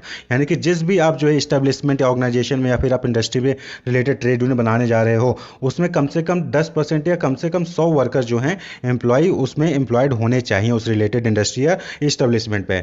नेक्स्ट है सेक्शन 5 एप्लीकेशन ऑफ रजिस्ट्रेशन। अगर आप ये मिनिमम क्वालिफिकेशन क्वालिफाई कर रहे हैं, यानी कि आप जो है 7 लोग हैं और 10% या 100 वर्कर उस इंडस्ट्री में काम कर रहे हैं, तो फिर आप जो है एप्लीकेशन दे सकते हो रजिस्ट्रेशन का अपने ट्रेड यूनियन को रजिस्टर करने का। कहाँ पे? रजिस्ट्रार के पास, जो कि सेक्शन 3 में है। रजिस्ट्रार के पास जाके आप जो है दोगे। तो एप्लीकेशन में क्या होना चाहिए? Normally name, occupation, address, name of trade union, address of the head office, title, name, ages, address and occupation of the office bearer of trade union. तो इन सभी की डिटेल क्या है, आप रजिस्ट्रेशन फॉर्म में भर के रजिस्ट्रार के पास आप जाते हो। If trade union has already been existing for 1 year और more, for its registration the member should submit all the details such as general statement of the assets and liabilities of the trade union going to be registered by the registrar of trade union. तो यहाँ पे क्या कहा गया है कि यहाँ पे अगर सपोज कि ट्रेड यूनियन पहले से ही चल रहा है और 1 साल से ज़्यादा हो गया, तो उसके रजिस्ट्रेशन के लिए जो है रजिस्ट्रार ऑफ ट्रेड यूनियन के पास आपको जाके देना होगा। वहाँ पे आपको जनरल स्टेटमेंट भी देना होगा, जो भी आपके असेट्स हैं लायबिलिटीज़ हैं उस यूनियन के, उसके भी बारे में आपको वहाँ पे डिटेल देनी होती है। तो नॉर्मली अगर आप फ्रेश ट्रेड यूनियन बनाने जा रहे हो, नया ट्रेड यूनियन बनाने जा रहे हो, तो आपको नेम, ऑक्यूपेशन, एड्रेस, मेंबर, उनका जो है ट्रेड यूनियन का नाम क्या होगा, हेड ऑफिस कहाँ होगा, इन सभी चीज़ों की डिटेल वहाँ पर देनी होती है, एप्लीकेशन देना होता है। जब आप एप्लीकेशन दे देंगे तो उसके बाद जो है power to call for further particular and to require alteration of name. यानी कि अगर नाम में कोई चेंज करना हो गया या फिर कोई फर्दर एप्लीकेशन में कोई डिटेल है जो कि इनकम्प्लीट है या फिर और डिटेल चाहिए, तो वो जो है रजिस्ट्रार के पास पावर होता है कि वो आपसे बुलाएगा, आपको बोलेगा कि आप और डिटेल्स ला के दीजिए या फिर आप नाम को चेंज करिए। वो रूल के अकॉर्डिंग हो सकता है कि नाम ना हो या फिर वो नाम ऑलरेडी किसी ने ले रखा हो। तो सेक्शन 7 के तहत इसमें रजिस्ट्रार के पास ये पावर होता है। तो आपने रजिस्ट्रेशन फॉर्म सबमिट कर दिया रजिस्ट्रार के पास। रजिस्ट्रेशन फॉर्म सबमिट करने के बाद रजिस्ट्रार जो इसको चेक करता है, अगर कोई भी चीज़ कंप्लीट होता है तो उसको मांगेगा, और अगर सारी चीज़ें सही हैं तो क्या हो जाएगा, रजिस्ट्रेशन कंप्लीट हो जाता है। Section 8 the registrar will register the trade union. Registrar जो है सारी डॉक्यूमेंटेशन अगर सही है तो वो ट्रेड यूनियन को रजिस्टर कर लेगा और साथ ही साथ आपको सर्टिफिकेट ऑफ रजिस्ट्रेशन भी देगा। यानी कि जो भी ट्रेड यूनियन को रजिस्टर करने जा रहे हैं उनको एक सर्टिफिकेट ऑफ रजिस्ट्रेशन मिलेगा, जो कि सेक्शन 9 के तहत the registrar registering a trade union under section 8 shall issue a certificate of registration in the prescribed form. तो प्रिस्क्राइब्ड फॉर्म में एक सर्टिफिकेट भी उस ट्रेड यूनियन को जो है दिया जाएगा कि हाँ वो ट्रेड यूनियन रजिस्टर्ड है ट्रेड यूनियन एक्ट 1926 के अकॉर्डिंग। तो कैंसिलेशन ऑफ रजिस्ट्रेशन, अब जो है रजिस्ट्रेशन तो हो गया, यहाँ पे रजिस्ट्रेशन को कैंसिल भी करवाया जा सकता है सेक्शन 10 के according. When trade union registration certificate has been obtained by fraud और अदर इलीगल मीन्स, जब भी जो रजिस्ट्रेशन सर्टिफिकेट है वो फ्रॉड करके या फिर अदर इलीगल मीन्स का यूज़ करके जो है ऑब्टेन किया गया है तो वहाँ पे वो कैंसिलेशन हो जाएगा। Disobey the rule and regulation of trade union act, यानी कि जो ट्रेड यूनियन एक्ट के रूल्स हैं रेगुलेशन है उसको आप डिसओबे कर रहे हो, ट्रेड यूनियन उसको फॉलो नहीं कर रही है, तो वहाँ पे भी रजिस्ट्रेशन कैंसिल हो जाता है। When there are no minimum required number of members in the trade union, यानी कि जो मिनिमम नंबर होने चाहिए ट्रेड यूनियन के वो नंबर जो है फुलफिल नहीं हो, तो वहाँ पे भी जो है रजिस्ट्रेशन कैंसिल हो जाता है। तो ये हो गया कैंसिलेशन। अब बात कर लें कि अपील, यानी कि अगर रजिस्ट्रेशन आप सारी चीज़ें ट्रेड यूनियन की कंप्लीट हैं और रजिस्ट्रेशन तब भी नहीं हो रहा है तो उसमें क्या कर सकता है, तो अपील कर सकता है। If registrar of the trade union stops registration of the trade union और withdrawal of the registration, member can appeal to labour court और industrial tribunal within jurisdiction. तो जिस भी जुरिस्डिक्शन यानी कि जिस भी एरिया में जिस भी कोर्ट में आ रहे हैं वो इंडस्ट्रियल ट्रिब्यूनल या फिर लेबर कोर्ट में जाके अपील कर सकते हैं जो भी ट्रेड यूनियन के मेंबर हैं कि हमारा रजिस्ट्रेशन नहीं हो रहा है। कोर्ट में डिसमिस द अपील और पास एंड ऑर्डर कोर्ट जो है वो बेसिस पे कि क्यों रजिस्ट्रेशन हो रहा है, अगर आपके सारे डॉक्यूमेंट सही हैं तो ऑर्डर पास करेगा directing the registrar to register the union and to issue certificate of registration under the provision of section 9 और setting aside the order for withdrawal. तो यहाँ पे क्या हो जाएगा कि अगर अपील आपने किया कि हमारा सारा कुछ सही है फिर भी रजिस्ट्रार जो है रजिस्टर नहीं कर रहा है, तो केस में जो है आप जो है कोर्ट में जा सकते हो, चाहे वो इंडस्ट्रियल ट्रिब्यूनल में चाहे लेबर कोर्ट में, वहाँ पे जाके आप केस कर सकते हो। वहाँ पे जब कोर्ट में जाओगे तो या तो जो है कोर्ट केस को डिसमिस कर देगा क्योंकि आप हो सकता है कि आपने कहीं कुछ गलत किया होगा, या फिर अगर सारा कुछ सही होगा तो कोर्ट रजिस्ट्रार को ऑर्डर देगा कि आप जो है उसको रजिस्टर करिए और सर्टिफिकेट ऑफ रजिस्ट्रेशन इशू करिए। तो अपील भी जो है उसके लिए किया जा सकता है अगर आपका रजिस्ट्रेशन नहीं हो रहा है रजिस्टर ऑफिस में। Feature of registered trade union, यानी कि कोई भी रजिस्टर्ड ट्रेड यूनियन रजिस्टर हो जाता है तो उसके क्या फीचर्स हैं। तो बट ऑब्वियस बात है, registered trade union will have a perpetual succession. जो भी ट्रेड यूनियन होगा वो रजिस्टर्ड होगा तो परपेचुअल सक्सेशन होगा, यानी कि वो एक के बाद जो है बंद नहीं हो जाएगा। Will no stop after the death of the member of trade union, कि किसी भी ट्रेड यूनियन के जो मेंबर की डेथ हो जाती है तो उसके बाद वो बंद नहीं हो जाएगा, वो चलता रहेगा, कंटिन्यूअस चलता रहेगा, perpetual succession. Every registered trade union will have common seal, सभी ट्रेड यूनियन का क्या होगा, एक कॉमन सील भी होगा क्योंकि वो रजिस्टर हो चुका है। Every registered trade union can acquire and hold both movable and immovable property, जो भी ट्रेड यूनियन बने होंगे वो जो है मूवेबल या इमूवेबल प्रॉपर्टी एक्वायर कर सकते हैं। Every registered trade union can sue others, जो भी ट्रेड यूनियन है वो दूसरों पे केस भी कर सकते हैं, sue others. Every registered trade union can sued by others also, जो भी रजिस्टर्ड ट्रेड यूनियन होते हैं उनके ऊपर केस किया भी जा सकता है, वो केस कर भी सकते हैं और वो केस उनके ऊपर केस किया भी जा सकता है। वहीं पर जो नेक्स्ट सेक्शन है दैट इज सेक्शन 15, यहाँ पर बताया गया है कि जो जनरल फंड्स हैं वो कहाँ पर स्पेंड किए जा सकते हैं ट्रेड यूनियंस द्वारा। क्लियर। तो the general funds of a registered trade union shall not be spent on any other objects than the following namely. तो कुछ चीज़ें जो है बताई गई हैं, कुछ एक्टिविटीज़ बताई गई हैं जिसपे जो जनरल फंड है ट्रेड यूनियन का उसको खर्च किया जा सकता है, इसके अलावा कहीं और भी खर्च नहीं किया जाना चाहिए ट्रेड यूनियन के फंड्स का। क्लियर। तो कौन कौन से हैं, the payment of salaries allowances and expenses to office bearers of the trade union, तो ट्रेड यूनियन का जो भी ऑफिस होगा उसमें जो भी एम्प्लॉयज होंगे उनकी सैलरी, उनके अलाउंसेज, उनके एक्सपेंसेस के लिए जो जनरल फंड है ट्रेड यूनियन का उसको खर्च किया जा सकता है। The payment of expenses for the administration of the trade union including audit of the accounts of the general funds of trade union, तो जो ट्रेड यूनियन का जनरल अकाउंट है उसके ऑडिट के लिए और जो ट्रेड यूनियन के एडमिनिस्ट्रेशन है उसके लिए जो भी खर्चे आते हैं उसके लिए जो भी पेमेंट्स होंगे उसके लिए खर्च किया जा सकता है। वहीं पर द प्रोसिक्यूशन और defence of any legal proceedings to which the trade union और any member thereof it is a party, यानी कि कोई केस चल रहा है, कोई लीगल केस चल रहा है, उसमें अगर ट्रेड यूनियन का कोई मेंबर है, कोई पार्टी है या ट्रेड यूनियन ही लड़ रहा है तो उस केस में जो भी खर्चा आएगा प्रोसिक्यूशन का, डिफेंस का, उसके लिए जो है वहाँ पर खर्चा जो भी होगा वो जनरल फंड से दिया जा सकता है। The conduct of trade disputes on behalf of the trade union और एनी मेंबर देयर ऑफ, तो कोई भी मेंबर है ट्रेड यूनियन के या फिर ट्रेड यूनियन खुद जो है ट्रेड डिस्प्यूट्स में जो है इन्वॉल्व है, कंडक्ट करवा रहा है, तो उसके लिए जो भी खर्चा होगा उसके लिए पैसा लगाया जा सकता है जनरल फंड से।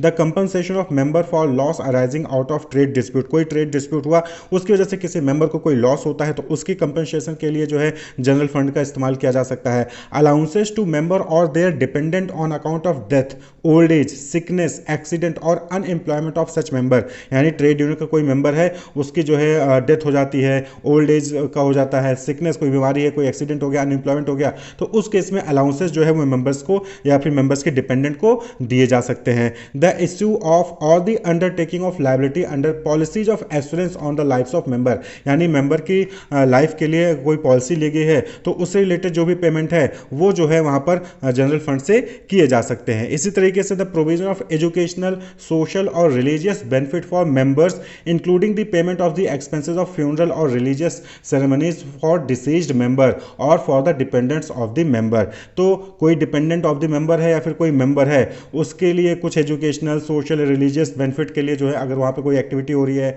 जैसे फ्यूनरल हो गया, कोई रिलीजियस सेरेमनीज हो गई, तो उसके लिए कोई भी खर्चा है तो वो खर्चा जो है जनरल फंड से किया जा सकता है। डिपेंड मेंबर्स ही होने चाहिए, मेंबर के लिए ही और मेंबर के डिपेंडेंट के लिए किया जा सकता है। जैसे एजुकेशनल के लिए जो है कोई मेंबर है उसके डिपेंडेंट को कोई एजुकेशन फीस चाहिए तो उसके लिए जो है वो जो है ट्रेड यूनियन वहाँ पर पे कर सकती है। The upkeep of a periodical published mainly for the purpose of discussing questions affecting employers और वर्करमैन एज सच। तो यानी कि बहुत सारे ट्रेड यूनियंस होते हैं जो कि पीरियडिकल पब्लिश करते हैं, जैसे वो मैगजीन हो गया जो मंथली वीकली वहाँ पर वो पब्लिश करते हैं, तो उसको पब्लिश करने के लिए भी जो भी खर्चा आ रहा है वो ट्रेड यूनियन अपने जनरल फंड से दे सकता है। क्लियर। इसके अलावा सेक्शन 16 में कहा गया है कि जो ट्रेड यूनियन है वो पॉलिटिकल पर्पज से रिलेटेड अगर उनको एक्सपेंस करना है तो उसके लिए वो सेपरेट फंड जो है वो बना सकते हैं। तो ये बात हो गई सेक्शन 15 में कि कहां कहां पर खर्च किया जा सकता है जनरल फंड को ट्रेड यूनियन का, और वहीं पर ट्रेड यूनियन चाहे तो पॉलिटिकल पर्पज के लिए सेपरेट अकाउंट सेपरेट फंड बना सकते हैं, और उससे जो है पॉलिटिकल पर्पज के लिए कोई जो मेंबर है वो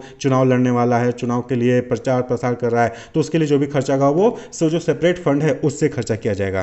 क्लियर। तो पॉलिटिकल पर्पज के लिए अगर कोई मेंबर खर्च कर रहा है तो उसका पेमेंट ट्रेड यूनियन के सेपरेट अकाउंट से जाएगा, जनरल फंड से नहीं जाएगा। क्लियर। नेक्स्ट जो इंपॉर्टेंट सेक्शन है that is right to inspect books of trade union. तो जो ट्रेड यूनियन की जो भी बुक्स हैं, मेंबर की लिस्ट है या फिर जो भी अकाउंट्स बुक होती हैं उसको जो है ओपन करके रखा जाता है सभी मेंबर्स के लिए। कोई भी मेंबर या फिर ऑफिस बेरर जो ट्रेड यूनियन का है वो उस फाइल को, उस डॉक्यूमेंट्स को चेक कर सकता है। तो shall be open to inspection by an office bearer और member of the trade union at such time as may be provided for in the rules of the trade union. तो trade union का जो भी rules है उसमें जो भी time specify किया गया होगा कि किस दिन किस समय जो है जो बुक्स है उसको चेक किया जा सकता है, उस दिन जाकर कोई भी ऑफिस बियरर या फिर मेंबर है ट्रेड यूनियन का वो जाके बुक को चेक कर सकता है। क्लियर। जो भी बुक्स हैं, जो भी डॉक्यूमेंट्स हैं ट्रेड यूनियन के। वहीं पर सेक्शन 21 कहता है rights of minus two membership of trade union.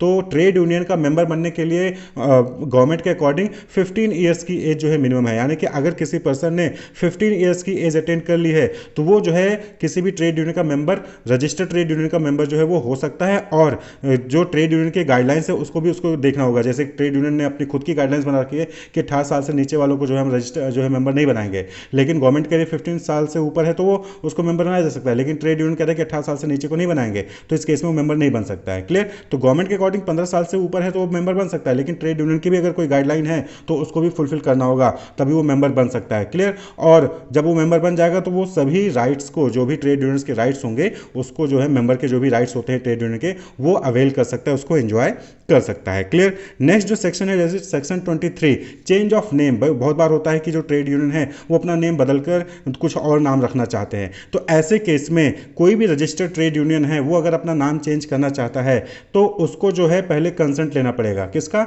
Member का। तो जो टोटल मेंबर हैं किसी भी ट्रेड यूनियन के, जो टोटल मेंबर हैं उसका 2/3 से कम नहीं, 2/3 एटलीस्ट उनका कंसेंट लेना होगा कि हाँ वो चाहते हैं, वो अपना जो है कंसेंट देते हैं कि हाँ नाम चेंज कर दिया जाए। तो अगर कोई भी ट्रेड यूनियन है उसको अपना नाम चेंज करना है तो टोटल मेंबर का 2/3 से उनको कंसेंट लेना पड़ेगा, तभी जो है वो अपने ट्रेड यूनियन का नाम चेंज कर सकते हैं। और इसके साथ साथ सेक्शन 25 के भी प्रोविजंस जो है वो अप्लीकेबल उस पर रहेंगे। नेक्स्ट जो है 24 अमेलगमेशन ऑफ ट्रेड यूनियन।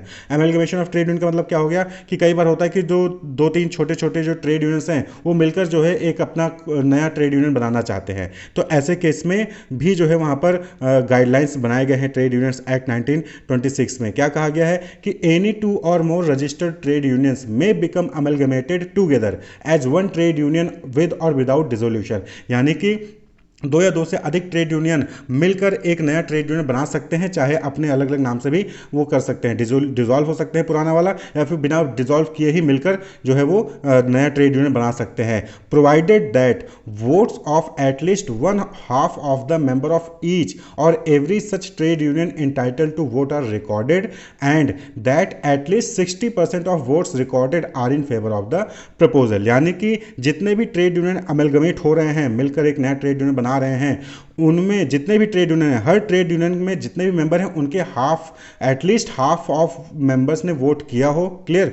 यानी कि 100 मेंबर हैं किसी ट्रेड यूनियन के तो कम से कम 50 लोगों ने वोट किया हो अमेलगमेशन के लिए। क्लियर। इसी तरीके से दूसरा जो ट्रेड यूनियन मर्ज हो रहा है उसके भी जो 100 मेंबर्स हैं उसमें से 50 लोगों ने कम से कम वोट किया हो अमेलगमेशन के लिए। फिर जो 50% ने वोट किया है उनमें से 60%, 50 लोगों का भी 60% जो है वो फेवर में होना चाहिए अमेलगमेशन ने। 50 लोगों ने वोट किया अब 50 लोगों में से भी 60% वोट ऐसा होना चाहिए जो कि अमलगमेशन के फेवर में है, तभी अमलगमेशन होगा। आप सपोज करें कि 100 में से 50 ने वोट किया और 50 में से खाली 25 लोगों ने कहा कि अमलगमेशन होना चाहिए और 25 लोगों ने कहा नहीं होना चाहिए, तो ऐसे केस में फिर अमलगमेशन नहीं होगा, क्योंकि रूल के अकॉर्डिंग क्या है कि एटलीस्ट 60%, तो 50 का 60% 30 हुआ, तो 30 लोगों ने अगर कहा होता अमलगमेशन हो जाना चाहिए तो होता, लेकिन 30 लोगों ने 25 लोगों ने कहा, यानी 60% से कम लोगों ने कहा, तो ऐसे केस में अमलगमेशन नहीं होगा। क्लियर? तो ये सेक्शन 24 में कहा गया है। इसी तरीके से सेक्शन 25 है notice of change of name और अमलगमेशन, यानी कि जब कोई भी ट्रेड यूनियन नाम को चेंज करता है या फिर अमलगमेशन करता है तो इस केस में उसको जो है नोटिस भी देनी पड़ती है किसको? रजिस्ट्रार को। क्लियर? आपने नाम चेंज कर लिया, वोटिंग करवा ली, नाम चेंज कर लिया और उसकी इंफॉर्मेशन आपने रजिस्ट्रार को नहीं दी, तो वो जो है इफेक्टिव नहीं होगा, वो वॉइड माना जाएगा। ऐसे में ध्यान रखना होगा कि कोई भी ट्रेड यूनियन अगर नाम चेंज करता है या फिर अमलगमेशन करता है तो ऐसे केस में उसका नोटिस जो है वो रजिस्ट्रार को देना होगा। Notice in writing of every change of name and every amalgamation, उसकी नोटिस देनी होगी किसको? रजिस्ट्रार को। कैसे नोटिस होगी? जो नोटिस होगी वो साइन की जानी चाहिए।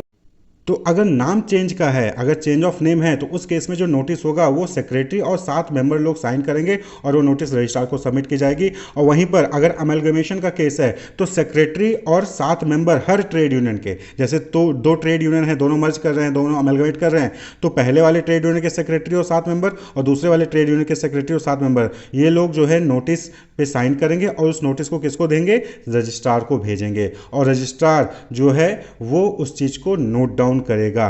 क्लियर? एंड रजिस्ट्रार को नोटिस में ये भी पता होना चाहिए कि हेड ऑफिस कहाँ होगा, जो भी अमलगमेटेड ट्रेड यूनियन बन रहा है उसका हेड ऑफिस कहाँ है, और अलग अलग स्टेट में है तो अलग अलग स्टेट में कहाँ कहाँ पे है। क्लियर? और फिर जो है वो उसको नोट करेगा और जिस दिन वो नोट करेगा उसी दिन से जो है वो इफेक्टिव माना जाएगा। क्लियर?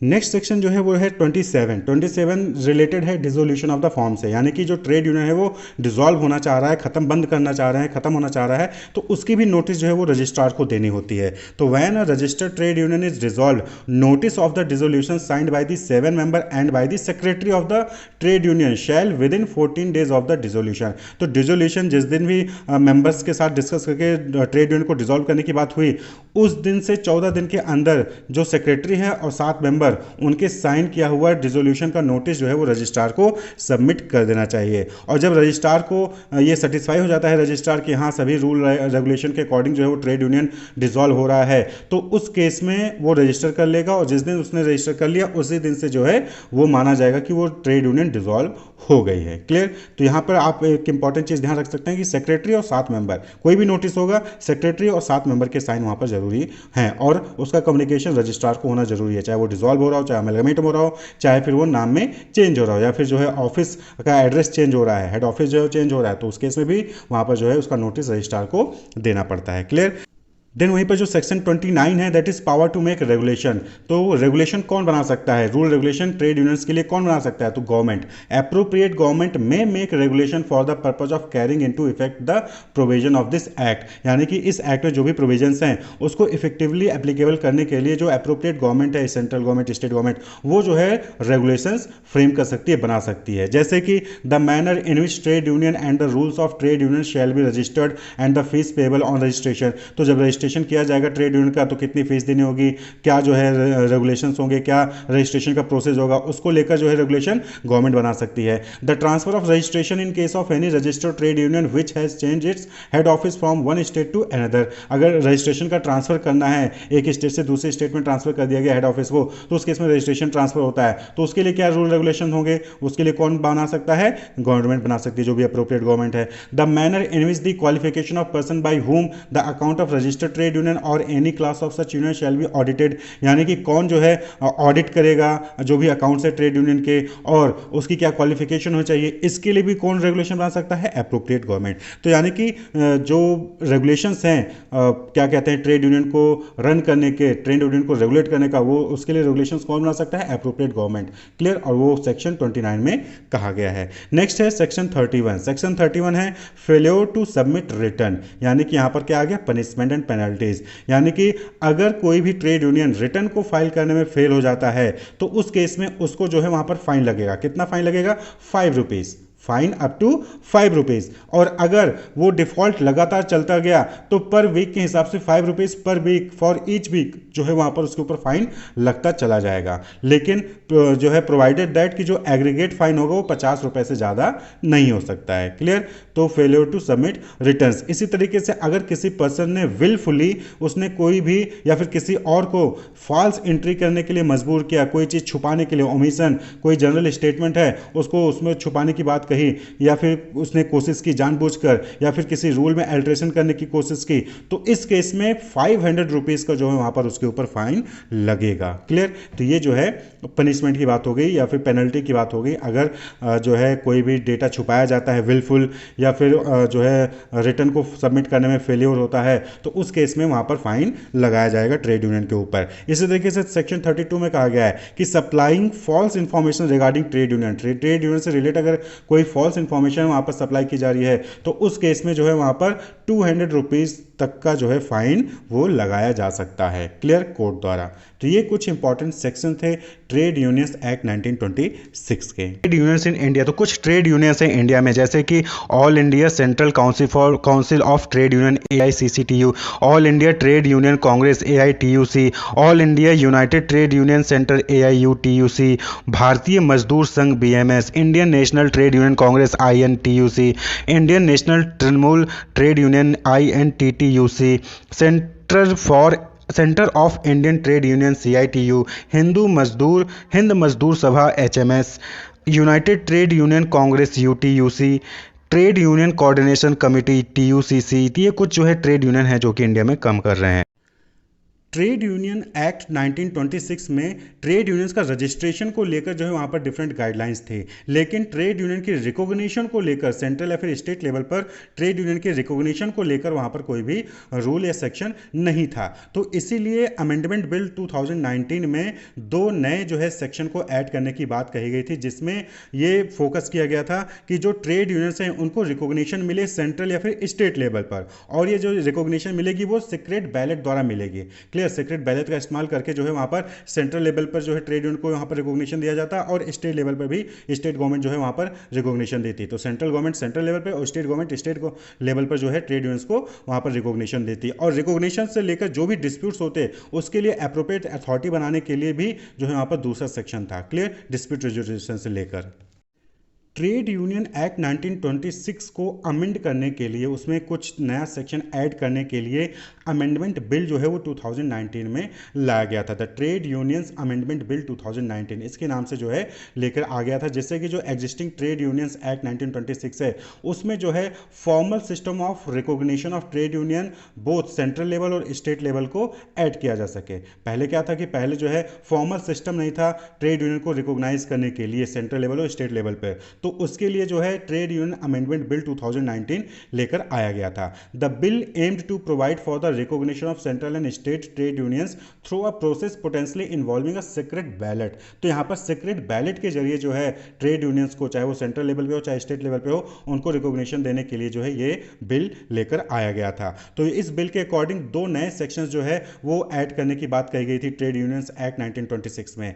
पहला था सेक्शन 28A और वहीं पर sub section 2A after section 29(2).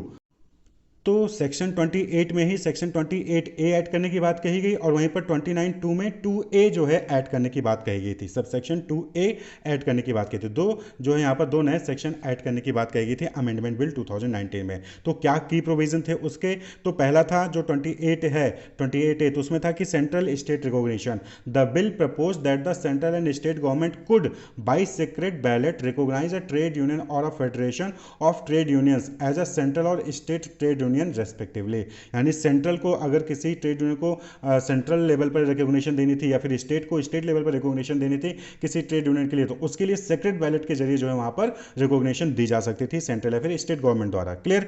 वहीं पर जो नेक्स्ट सेक्शन था 29 का 2A जो ऐड करने के लिए बात कही गई थी वो था डिस्प्यूट रेजोल्यूशन से लेकर। The bill also provided for the establishment of an authority and a prescribed manner for deciding any disputes that might arise concerning such recognition. तो इस रिकॉग्निशन को लेकर अगर कोई डिस्प्यूट अराइज होती है तो उसको कैसे जो है सॉल्व किया जाएगा, उसके लिए अथॉरिटी को एस्टेब्लिश करना, ये पावर जो है वो गवर्नमेंट को वहां पर दी जाती है।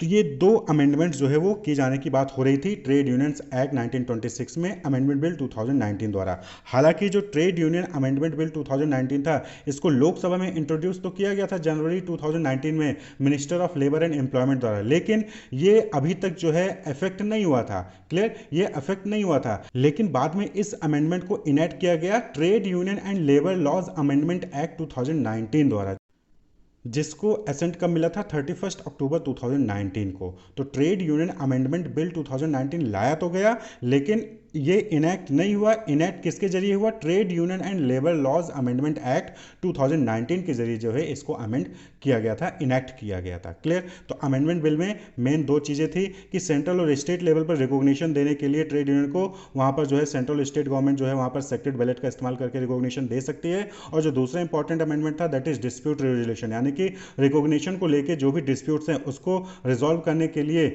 जो है एक अप्रोप्रिएट अथॉरिटी का इस्टेब्लिशमेंट जो है और जो है वो स्टेट या सेंट्रल गवर्नमेंट कर सकती है। तो ये दो अमेंडमेंट जो है वो ट्रेड यूनियन में किए जाने थे अमेंडमेंट बिल 2019 द्वारा, जो कि trade unions and labour laws amendment act 2019 द्वारा किया गया। Wish you all the best, keep watching. Structure of trade union कहने का मतलब है कि ट्रेड यूनियन किस तरीके से ऑर्गेनाइज है।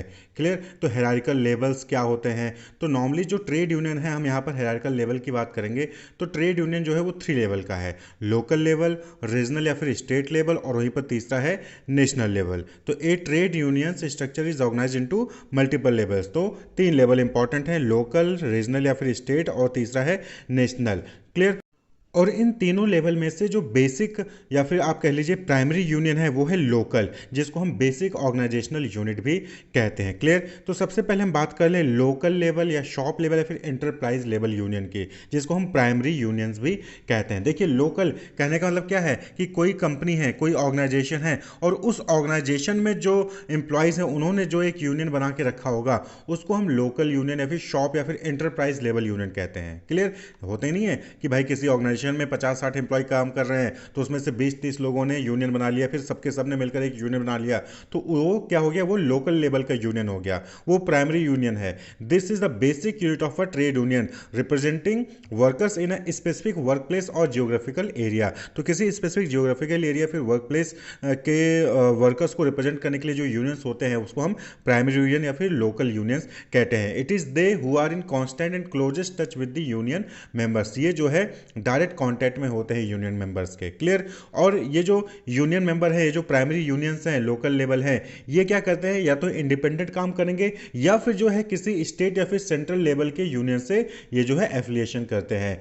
एफिलिएशन क्यों करते हैं? जिससे उनकी स्ट्रेंथ, उनका कोऑर्डिनेशन और ज़्यादा इंक्रीज हो। क्लियर। भाई आप लोकल लेवल पे हो, आप जब कोई सेंट्रल लेवल के यूनियन से या फिर स्टेट लेवल के यूनियन से आप जो है एफिलिएट हो जाओगे तो उनका भी आपको सपोर्ट मिल जाता है और फिर आपकी बार्गेनिंग पावर क्या होती है? इंक्रीज हो जाती है। क्लियर। तो प्राइमरी यूनियंस या फिर लोकल या फिर एंटरप्राइज लेवल के यूनियंस कौन से हो गए? वो यूनियंस जो कि किसी जियोग्राफिकल एरिया फिर किसी स्पेसिफिक वर्क प्लेस पे अवेलेबल होते हैं, प्रेजेंट होते हैं, और वहीं के वर्कर्स जो है उसमें इन्वॉल्व होते हैं। वहीं पर जो अगला लेवल है दैट इज इंडस्ट्रियल फेडरेशन या फिर रीजनल या फिर स्टेट लेवल यूनियंस होते हैं। ये क्या है? ये किसी स्पेसिफिक स्टेट के लोग जो है इसके मेंबर्स होते हैं। भाई कोई पर्टिकुलर स्टेट है और उस स्टेट के जो भी क्लास ऑफ वर्कर्स है वो लोग इस यूनियन के मेंबर्स होंगे, जैसे कि यूपी चीनी मजदूर federation, Bihar sugar work federation. तो ये क्या है? ये स्पेसिफिक स्टेट के लोग ही जो है इसके मेंबर्स होंगे। और ये जो स्टेट लेवल के जो यूनियंस होते हैं ये भी जो है सेंट्रल लेवल यूनियन से एफिलिएट हो सकते हैं या फिर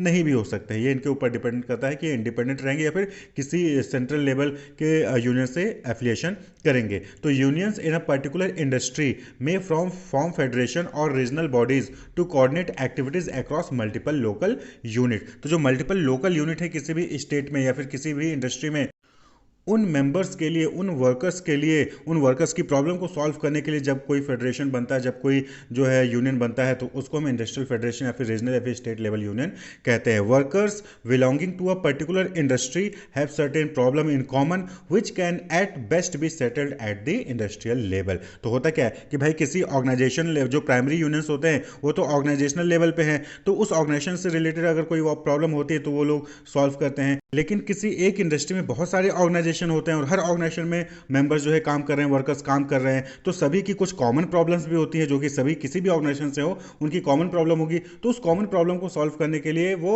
स्टेट लेवल पर एक यूनियन जो है बना लेते हैं, तो उसको हम इंडस्ट्रियल फेडरेशन या फिर रीजनल या फिर स्टेट लेवल यूनियंस कहते हैं। जैसे कि हमने एग्जांपल बताया यूपी चीनी मजदूर फेडरेशन, तो जितने भी उत्तर प्रदेश में चीनी मिल हैं उन सबके जो वर्कर्स होंगे वो इसके मेंबर होंगे। बिहार शुगर वर्कर्स फेडरेशन, तो ये स्टेट लेवल यूनियन हो गए। वहीं पर तीसरा आता है सेंट्रल फेडरेशन या फिर जिसको हम नेशनल लेवल यूनियंस भी कहते हैं। क्लियर? तो these are umbrella organization that unite industrial federation and local unions to advocate for workers at the national level. तो ये जो नेशनल लेवल ट्रेड यूनियंस हैं या फिर सेंट्रल फेडरेशन है, ये एक्चुअली में जो इंडस्ट्रियल लेवल पे है, स्टेट लेवल पे है, जो लोकल लेवल पे है, उनको जो है यूनाइट करते हैं, उनको अपने से एफिलिएट करते हैं और उनके मुद्दे को नेशनल लेवल पर उठाते हैं। These federation provide guidance and formulate broad policies of the union that are affiliated to them and give these policies a national character.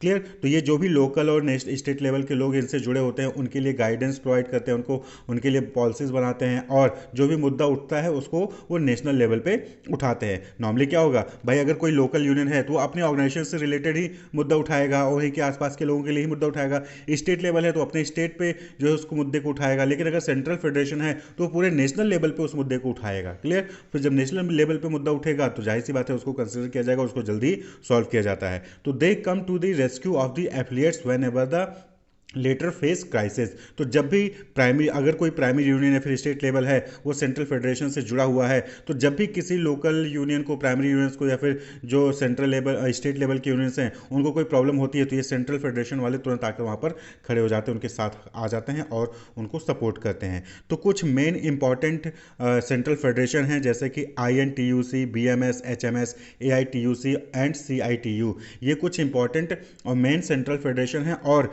ये जो है किसी न किसी पार्टी से जुड़े हुए भी हैं। INTUC यानी the Indian national trade Union Congress, BMS भारतीय मजदूर संघ, HMS हिंद मजदूर सभा, AITUC all India Trade Union Congress, CITU centre of Indian Trade unions. तो ये कुछ बड़े बड़े सेंट्रल लेवल के नेशनल लेवल के यूनियंस हैं। क्लियर? तो ये स्ट्रक्चर है किसका? Structure of trade union in India. तो लोकल लेवल पे मिलेंगे आपको, स्टेट लेवल पे मिलेंगे और सेंट्रल लेवल पे भी मिलेंगे। नॉर्मली जब अगर आप किसी पर्टिकुलर ट्रेड यूनियन के अंदर की स्ट्रक्चर की बात करेंगे तो वहाँ पर क्या है कि मेंबर्स होते हैं, सेक्रेटरी होते हैं। क्लियर? तो हायरार्की लेवल हो गया किसी एक ट्रेड यूनियन के अंदर। क्लियर? नेक्स्ट टॉपिक है, हम बात कर ले दो छोटे टॉपिक हैं, इंडस्ट्रियल डेमोक्रेसी और पार्टिसिपेटिव मैनेजमेंट। क्या देखिए, इंडस्ट्रियल डेमोक्रेसी यानी कि किसी इंडस्ट्री में कितनी डेमोक्रेसी है, कितनी आज़ादी है वर्कर के पास, यूनियन के पास, कि वो मैनेजमेंट में, डिसीजन मेकिंग में, वेजेस को डिसाइड करने में, वर्किंग आवर को डिसाइड करने में पार्टिसिपेट कर सकते हैं। That is industrial democracy. तो ये क्या हो गया? Right of employees to participate in significant management decision. जो भी सिग्निफिकेंट मैनेजमेंट डिसीजन होते हैं उसमें एम्प्लॉय के पास क्या राइट है कि वो पार्टिसिपेट कर सकता है? नहीं। An arrangement which involve worker in making decision, sharing responsibility and authority in the work place. तो ये इंडस्ट्रियल डेमोक्रेसी कहलाता है। Like in deciding wages, work rule, vacation, plant closing या फिर एक्सपेंशन, यानी कि कोई ऑर्गेनाइजेशन वो प्लांट को क्लोज कर रही है या फिर एक्सपेंड कर रही है तो एम्प्लॉय से कंसल्ट किया जा रहा है या नहीं कंसल्ट किया जा रहा है। तो यही चीज़ क्या कहलाती है? इंडस्ट्रियल डेमोक्रेसी कहलाती है। तो ऑब्जेक्टिव क्या होता है? To increase cooperation and productivity. Obvious सी बात है कि जब आप एम्प्लॉय को साथ लेके चलोगे तो कॉपरेशन बढ़ेगा, प्रोडक्टिविटी बढ़ेगा, बेटर अपॉर्चुनिटीज मिलेंगी टू क्रिएट डेमोक्रेटिक एटमॉस्फेयर। एक डेमोक्रेटिक एटमॉस्फेयर मिलेगा जहाँ पे सभी लोगों का इन्वॉल्वमेंट होता है। To get the best out of worker, जो वर्कर है उनसे बेस्ट जो है ले लेना। टू इंप्रूव कोऑर्डिनेशन को इंप्रूव करना। ये कुछ ऑब्जेक्टिव होते हैं इंडस्ट्रियल डेमोक्रेसी के। तो इंडस्ट्रियल डेमोक्रेसी कैसे ज़्यादा होगी? जब पार्टिसिपेटिव मैनेजमेंट होता है। भाई कहीं पे भी किसी भी जगह इंडस्ट्रियल डेमोक्रेसी कैसे होगी, किसी इंडस्ट्री में डेमोक्रेसी कैसे कहलाएगी? जब वहाँ पे पार्टिसिपेटिव मैनेजमेंट होता है। तो workers participative management. Participative management का मतलब क्या हुआ? ऐसा मैनेजमेंट जहाँ पे वर्कर, एम्प्लॉयर और एम्प्लॉय दोनों मिलकर डिसीजन मेकिंग में पार्टिसिपेट कर रहे हैं, मैनेजिंग ऑर्गेनाइजेशन के मैनेजमेंट में पार्टिसिपेट कर रहे हैं। तो वो क्या कहलाता है? Participative management. Also refer to as worker participation in management, यानी कि वर्कर का पार्टिसिपेशन मैनेजमेंट में। प्रोसेस ऑफ इन्वॉल्विंग एम्प्लॉय और employ representative in all level of decision making, यानी जो भी लेवल ऑफ डिसीजन मेकिंग होते हैं, चाहे वो टॉप लेवल का हो, चाहे मिडिल लेवल का हो, चाहे लेवल का हो, सभी में एम्प्लॉय को या फिर एम्प्लॉय के रिप्रेजेंटेटिव को इन्वॉल्व करना ही क्या कहलाता है? पार्टिसिपेटिव मैनेजमेंट कहलाता है। अकॉर्डिंग टू क्लेग, पार्टिसिपेटिव मैनेजमेंट को क्या डिफाइन किया गया है? Participation implies a situation where worker representatives are to some extent involved in the process of management decision making, but where the ultimate power is in the hand of the management. तो clay के according participation management क्या होता है कि participation का मतलब हुआ कि जहां पे वर्कर या फिर वर्कर का रिप्रेजेंटेटिव है वो कुछ हद तक जो है process of management decision making में इन्वॉल्व होता है, लेकिन जो अल्टीमेट पावर होता है वो किसके हाथ में होता है? मैनेजमेंट के हाथ में ही होता है, लेकिन इन्वॉल्वमेंट जो है एम्प्लॉयर का या वर्कर के रिप्रेजेंटेटिव का भी होता है। That is participative management. तो नीड ऑफ वर्कर पार्टिसिपेशन, क्यों जरूरी है वर्कर का पार्टिसिपेशन? तो सबसे पहला नीड तो वही हो गया कि इंडस्ट्रियल डेमोक्रेसी, यानी कि इंडस्ट्रियल डेमोक्रेसी कब होगी? जब वहां पे जो है आज़ादी होगी वर्कर्स की, एम्प्लॉय की और एम्प्लॉयर्स के बीच में रिलेशन। रिड्यूस्ड मिसअंडरस्टैंडिंग, तो पार्टिसिपेटिव मैनेजमेंट से क्या होता है कि जो भी मिसअंडरस्टैंडिंग होती है रूल को, रेगुलेशन को, डिसीजंस को लेके, वो हट जाएगा। हायर प्रोडक्टिविटी, प्रोडक्टिविटी बढ़ेगी जब एग्जैक्टली सही से कम्युनिकेशन होगा चीज़ों का, तो प्रोडक्टिविटी बढ़ेगी। इंक्रीज्ड कमिटमेंट, कमिटमेंट जो है वर्क को लेके, ऑर्गेनाइजेशन को लेके बढ़ेगा। इंडस्ट्रियल डेमोक्रेसी भी बढ़ेगी, जो कि अभी हमने बताया आपको। ये क्या है? बेनिफिट है पार्टिसिपेटिव मैनेजमेंट के। तो wish you all the best, keep watching.